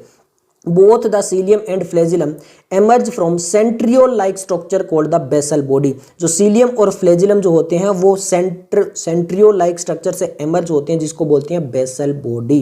क्लियर है। अब एक बार फिर डायग्राम देख सकते हो, ये पेरिफेरल डबलेट हो गए आपके। क्लियर है। उसके बाद में ये जो है वो लिंक कर रहे हैं इंटर डबलेट ब्रिज से। अंदर आपके 2 सिंगल वाले माइक्रोट्यूब्यूल हो गए और यहाँ पे ये ब्रिज हो गया जो ग्रीन कलर में दिखाई गया। फिर ये आपकी सेंट्रल सीथ हो गई जो रेड कलर में दिखाई गई है, और यहाँ पर सेंट्रल सीथ और डबलेट जो लिंक करे हैं वो क्या हो गया? आपके रेडियल स्पोक हो गए, और ये सेंट्रल माइक्रोट्यूब्यूल हो गए, ये प्लाज्मा मेम्ब्रेन हो गया, इसके अंदर एक्सोनिम हो गया। क्लियर हो गया। ओके, अब हम बात करते हैं सेंट्रोसोम एंड सेंट्रियोल की। अब सेंट्रोसोम एंड सेंट्रियोल क्या होते हैं? Centrosome is an organelle usually containing 2 cylindrical structure. 2 cylindrical structure होते हैं ऐसे, एक दूसरे के 90 डिग्री पे ऐसे होते हैं। क्लियर है। ये सेंट्रल मान लीजिए ये सिलेंड्रिकल स्ट्रक्चर है, और कैसे होंगे? एक दूसरे के 90 डिग्री पर होंगे। They are surrounded by amorphous pericentriolar material. अब ये दोनों के दोनों ऐसे हैं ना, मान लीजिए मैं थोड़े स्मॉल बताते हैं, इनके बाहर ऐसे जो है वो क्या होगा? एमोर्फस पेरीसेंट्रियोल जो होगा मटेरियल होगा जिसे सराउंडेड होंगे। Both the centriole in A centrosome lie perpendicular, मैं बता चुका हूँ परपेंडिकुलर क्यों है 90 डिग्री पर, to each other in which each has organization like the cartwheel. ये कार्टव्हील की टाइप से होते हैं। आगे क्या लिखा हुआ है देखिए, they are made up of 9 evenly spaced peripheral fibril of tubulin protein. अब इनका स्ट्रक्चर भी आप वैसे ही कट करोगे, अगर जैसे मैंने ये बताया था कि ये आपके सिलेंड्रिकल शेप के होते हैं। अभी सिलेंडर को बीच में से कट करोगे और वापस वैसे देखोगे स्ट्रो की तरह, जैसे हमने उनको देखा था, तो वैसा ही यहाँ पे स्ट्रक्चर दिखाई देगा, प्लाज्मा मेम्ब्रेन वगैरह। पर वहाँ पर कोई भी सेंट्रियोल वाला ये नहीं अरेंजमेंट होगा, केवल प्रोटीन होगी। और ये डबलेट नहीं होगा, यहाँ पे ट्रिपलेट हो जाएंगे, 1 2 3 हो जाएंगे, और फिर 1 2 3 हो जाएंगे, फिर वापस 1 2 3 हो जाएंगे, और इस टाइप से 9 अरेंजमेंट होगी। और अंदर में सेंट्रियोल वाला कुछ नहीं होगा, यानी यहाँ पे 9 ट्रिपलेट की फॉर्म में होंगे प्लस 0 अरेंजमेंट होगी। मैं बात कर रहा हूँ किसकी? सेंट्रियोल की बात कर रहा हूँ। क्लियर है। ये आपको समझ में आ जाना चाहिए, यहाँ पे आपको समझ में भी आ जाएगा। Each of the peripheral fibril is a triplet. ये कैसा है? पेरिफेरल फाइब्रल कैसा है? ट्रिपलेट है। वहाँ पे कैसा था? डबलेट है। अब समझ में आ गया, वो डबलेट था, यहाँ पे ट्रिपलेट का मतलब ऐसे 3 हो गए। The adjacent triple are also linked, वैसे सेम ही लिंक होंगे। The central part of the proximal region of the centriole is also proteinaceous and called the hub. जो सेंटर वाला पर्सन है यहाँ पर इसको हब बोलते हैं। Which is connected the tubule of the peripheral triplet by, वापिस वैसे रेडियल स्पोक से जो है वो आपकी पेरिफेरी वाली होंगी, बट यहाँ पे कोई भी सेंट्रल सीथ या सेंटर वाला पर्सन नहीं होगा, केवल हब होगा, made up of protein. The centriole form the basal body of cilia और फ्लेजिला। ये हम बात कर चुके हैं, सेंट्रियोल जो है वो बेसल बॉडी बनाता है सीलिया और फ्लेजिला की। और ये जो अरेंजमेंट कहलाता है वो 9+0 कहलाता है, क्योंकि सेंटर में जो सिंगलेट वाले हैं कुछ नहीं है, और 9 वाले ट्रिपलेट होते हैं इसलिए। क्लियर है। आगे लिखा है, and the spindle fibre that give rise to the spindle apparatus during the cell division in animal cell. ये बहुत इंपॉर्टेंट है, नीट 2020 फेज 2 में क्वेश्चन आ गया था यहाँ से। जो आपके सेंट्रियोल होते हैं वो क्या बनाते हैं, स्पिंडल फाइबर बनाते हैं। ये किस में मदद करता है, स्पिंडल अपर्चर, जब सेल डिवीजन हो रहा है, cell cycle and cell division पढ़ेंगे तो आपको देखोगे वापस यही आएगा, सेंट्रियोल बना हुआ और वहां पर स्पिंडल फाइबर भी बनेंगे। क्लियर है? ओके, अब हम बात करने वाले हैं न्यूक्लियस के बारे में। न्यूक्लियस के बारे में हम ये तो बढ़ चुके हैं कि ये सबसे पहले डिस्कवर किसने किया था, रॉबर्ट ब्राउन ने डिस्कवर किया था। कब? 1831 के आसपास। Later the material of the nucleus stained by the basic dyes was named the chromatin by Flemming. उसके बाद में जो न्यूक्लियस है उसको स्टेन किया गया कौन सी डाई से, बेसिक डाई से, जैसे एसिडिक बेसिक डाई से स्टेन किया गया और उसको नाम दिया गया क्रोमेटिन। किसने दिया था, ये फ्लेमिंग ने दिया था। नीट 2015 में क्वेश्चन पूछ लिया था। क्लियर है? अब हम स्टडी करने वाले हैं न्यूक्लियस की, और वो जो न्यूक्लियस होगी वो इंटरफेज वाली होगी। इंटरफेज कौन सी होती है, the interphase nucleus of cell when it is not dividing. जब सेल डिवाइड नहीं कर रहा होता, रेस्टिंग फेज में होता है, उस टाइम पे जो न्यूक्लियस होती है उसको बोलते हैं इंटरफेज न्यूक्लियस, और वहां पे अच्छे से स्टडी हो सकती है न्यूक्लियस की। Has highly extend and elaborate nucleoprotein fibre called chromatin. तो उसके अंदर हमें देखने को मिलेंगे क्या, क्रोमेटिन फाइबर देखने को मिलेंगे। न्यूक्लियर मैट्रिक्स देखने को मिलेगा और वन और मोर स्पेरिकल बॉडीज देखने को मिलेगी, जिसको बोलते हैं न्यूक्लियोलस, और अगर बहुत सारे हैं तो उसको बोल देंगे न्यूक्लियोलाई। क्लियर है? जनरली ये 1 to 2 ही होते हैं। जैसे यहाँ पे देखिए डायग्राम आपको दिखाई दे जाएगा, ये न्यूक्लियर मेम्ब्रेन है। न्यूक्लियर मेम्ब्रेन यहाँ पे 2 मेम्ब्रेन होती है। न्यूक्लियर पोर अभी मैं आपको बताऊंगा, न्यूक्लियस के अंदर पोर भी होते हैं। इसके अलावा ये न्यूक्लियोप्लाज्म है, जैसे सेल के अंदर साइटोप्लाज्म होता है वैसे न्यूक्लियस के अंदर जो प्लाज्म होगा उसको बोलेंगे न्यूक्लियोप्लाज्म। और यहाँ पे ये न्यूक्लियोलस दिया गया है, ये कोई मेम्ब्रेन बाउंड नहीं होता, वैसे एक स्ट्रक्चर सा होता है जिसको न्यूक्लियोलस बोलते हैं, बहुत सारे हो तो न्यूक्लियोलाई बोलते हैं। क्लियर है? Okay, electron microscopy has revealed that the nuclear envelope which consists of 2 parallel membrane। तो मैंने बता दिया कि यहाँ पे 2 मेम्ब्रेन होती है, और जहाँ पे ये मिल जाती है 2 मेम्ब्रेन, एक कहीं पे भी जाके दोनों मेम्ब्रेन आपस में मिल जाती है तो वो बना लेती है न्यूक्लियर पोर। और वैसे जनरली ये पैरेलल चलती रहती है 2 मेम्ब्रेन। ठीक है? और इन 2 मेम्ब्रेन के बीच में जब ये पैरेलल चल रही होती है तो स्पेस की बात करें तो वो होता है 10 to 15 नैनोमीटर, जिसको बोलते हैं पेरी न्यूक्लियर स्पेस भी। क्लियर है? तो डबल मेम्ब्रेन होती है न्यूक्लियस, 2 मेम्ब्रेन के बीच में स्पेस होता है 10 to 15 नैनोमीटर, स्पेस को बोलते हैं पेरी न्यूक्लियर। कहीं कहीं पे वो दोनों जो मेम्ब्रेन है वो फ्यूज कर जाती है, बना लेती है एक पोर, जिसको बोलते हैं न्यूक्लियर पोर। क्लियर है? अब ये जो मेम्ब्रेन होती है फॉर्म से barrier between the material present inside the nucleus and that of the cytoplasm. ये तो बैरियर का काम करती है। The outer membrane usually remain continuous with the endoplasmic reticulum and the bear ribosome. यानी ये जो है वो कंटिन्यूस होती है, RER बनाती है, वो तो हमने एंडोमेम्ब्रेन सिस्टम के अंदर भी पढ़ लिया था। At a number of place the nuclear envelope is interrupted by minute pore, और ये माइन्यूट पोर से इंटरप्टेड होती है, which form the fusion of its 2 membrane. तो वहां पे क्या होता है, दोनों मेम्ब्रेन फ्यूज कर जाती है, दोनों मिल जाती है। दीज न्यूक्लियर पोर, अब ये न्यूक्लियर पोर किस में हेल्प करते हैं, These nuclear pore are the passes through which movement of RNA and protein molecule take place। तो RNA और प्रोटीन जो होते हैं वो थोड़े लार्ज मैक्रो मोलिक्यूल के अंदर आ जाते हैं, तो वो उनकी जो मूवमेंट होती है वो स्पोर के थ्रू होती है। Take place in both direction between the nucleus and the cytoplasm. Normally there is only 1 nucleus, पर ज्यादातर तो एक सेल में एक ही न्यूक्लियस होती है। Variation in the nuclear are also frequent observe, पर कहीं कहीं पे एक सेल के अंदर जो ज्यादा न्यूक्लियस भी हो सकती है। Can you recollect name of the organism that have more than 1 nucleus. आप डाइकैरियन फेज के अंदर भी पढ़ते हो, फंजाई के अंदर। इसके अलावा आप सिनसाइटियम कंडीशन भी पढ़ते हो कई जगह पे। ओके, पोलर न्यूक्लियाई भी पढ़ते हो आप फ्लावरिंग प्लांट्स के अंदर, तो वहां पे क्या हो रही है, एक सेल में 2 न्यूक्लियस या इससे ज्यादा भी होती है। Some mature cell even lack the nucleus, कुछ ऐसे सेल्स भी होते हैं जहाँ पे न्यूक्लियस होती नहीं है, जैसे इरिथ्रोसाइट ऑफ मैनी मैमल, जो RBC होती है उसके अंदर न्यूक्लियस होती नहीं है। क्यों नहीं होती है, ताकि वो ज्यादा से ज्यादा हीमोग्लोबिन को कैरी कर पाए और स्पेस एम्प्टी रहे, इसलिए। इसके अलावा CV ट्यूब सेल्स के अंदर भी हमने पढ़ा था, जहाँ पे हम पढ़ के आए थे प्लांट किंगडम के अंदर, sorry anatomy of flowering plants के अंदर, वहाँ पे देखा था CV ट्यूब के पास भी जो थी वो न्यूक्लियस नहीं थी, कंपेनियन सेल उसको हेल्प करा था। Would you consider this cell living? हाँ, सेल तो लिविंग होते हैं। ओके, अब हम बात करते हैं मैट्रिक्स और न्यूक्लियोप्लाज्म की। द न्यूक्लियर मैट्रिक्स और the nucleoplasm contain the nucleolus. अब न्यूक्लियोलस तो होता ही है, और इसके अलावा क्या होते हैं, क्रोमेटिन फाइबर होते हैं। वो क्रोमेटिन फाइबर जो होते हैं वो कंडेंस होकर क्या बना लेते हैं, क्रोमोसोम बनाते हैं, जब सेल डिवीजन हो रहा होता है तब। अब न्यूक्लियस पे आते हैं पहले, द न्यूक्लियोलाई, जिसको बहुत सारे न्यूक्लियोलस को क्या बोलते हैं, न्यूक्लियोलाई। अब देखते हैं NCERT थोड़ा कंफ्यूज करेगी, पहले न्यूक्लियोलाई लिखेगी फिर न्यूक्लियोलस लिखेगी, इस तरह से। The nucleoli are spherical structure present in the nucleoplasm. Clear हो गया। द कंटेंट ऑफ न्यूक्लियोलस, अब न्यूक्लियोलस वहां लिख देते, सिंगल ही लिख देते। The content of nucleolus is continues with the rest of the nucleoplasm, it is not a membrane bound structure. मैंने बताया था कि न्यूक्लियोलस जो होता है वो कोई भी मेम्ब्रेन बाउंड स्ट्रक्चर नहीं होता है, ये ऐसा ही रहता है। अब ये जो नेक्स्ट लाइन लिखी ये बहुत इंपॉर्टेंट है, क्यों? क्योंकि यहां से आपका AIPMT 2012 में, नीट 2018, 19 और 2020 फेज 2 में क्वेश्चन आ चुका है। अब क्या लिखा हुआ है देखिए, जो न्यूक्लियोलस है, it is a site for active ribosomal RNA synthesis. Ribosomal क्या होता है? आरएनए, हम पढ़ते हैं ना messenger RNA, mRNA, tRNA, rRNA, तो ये जो active site for ribosomal RNA के लिए होता है कौन? न्यूक्लियोलस।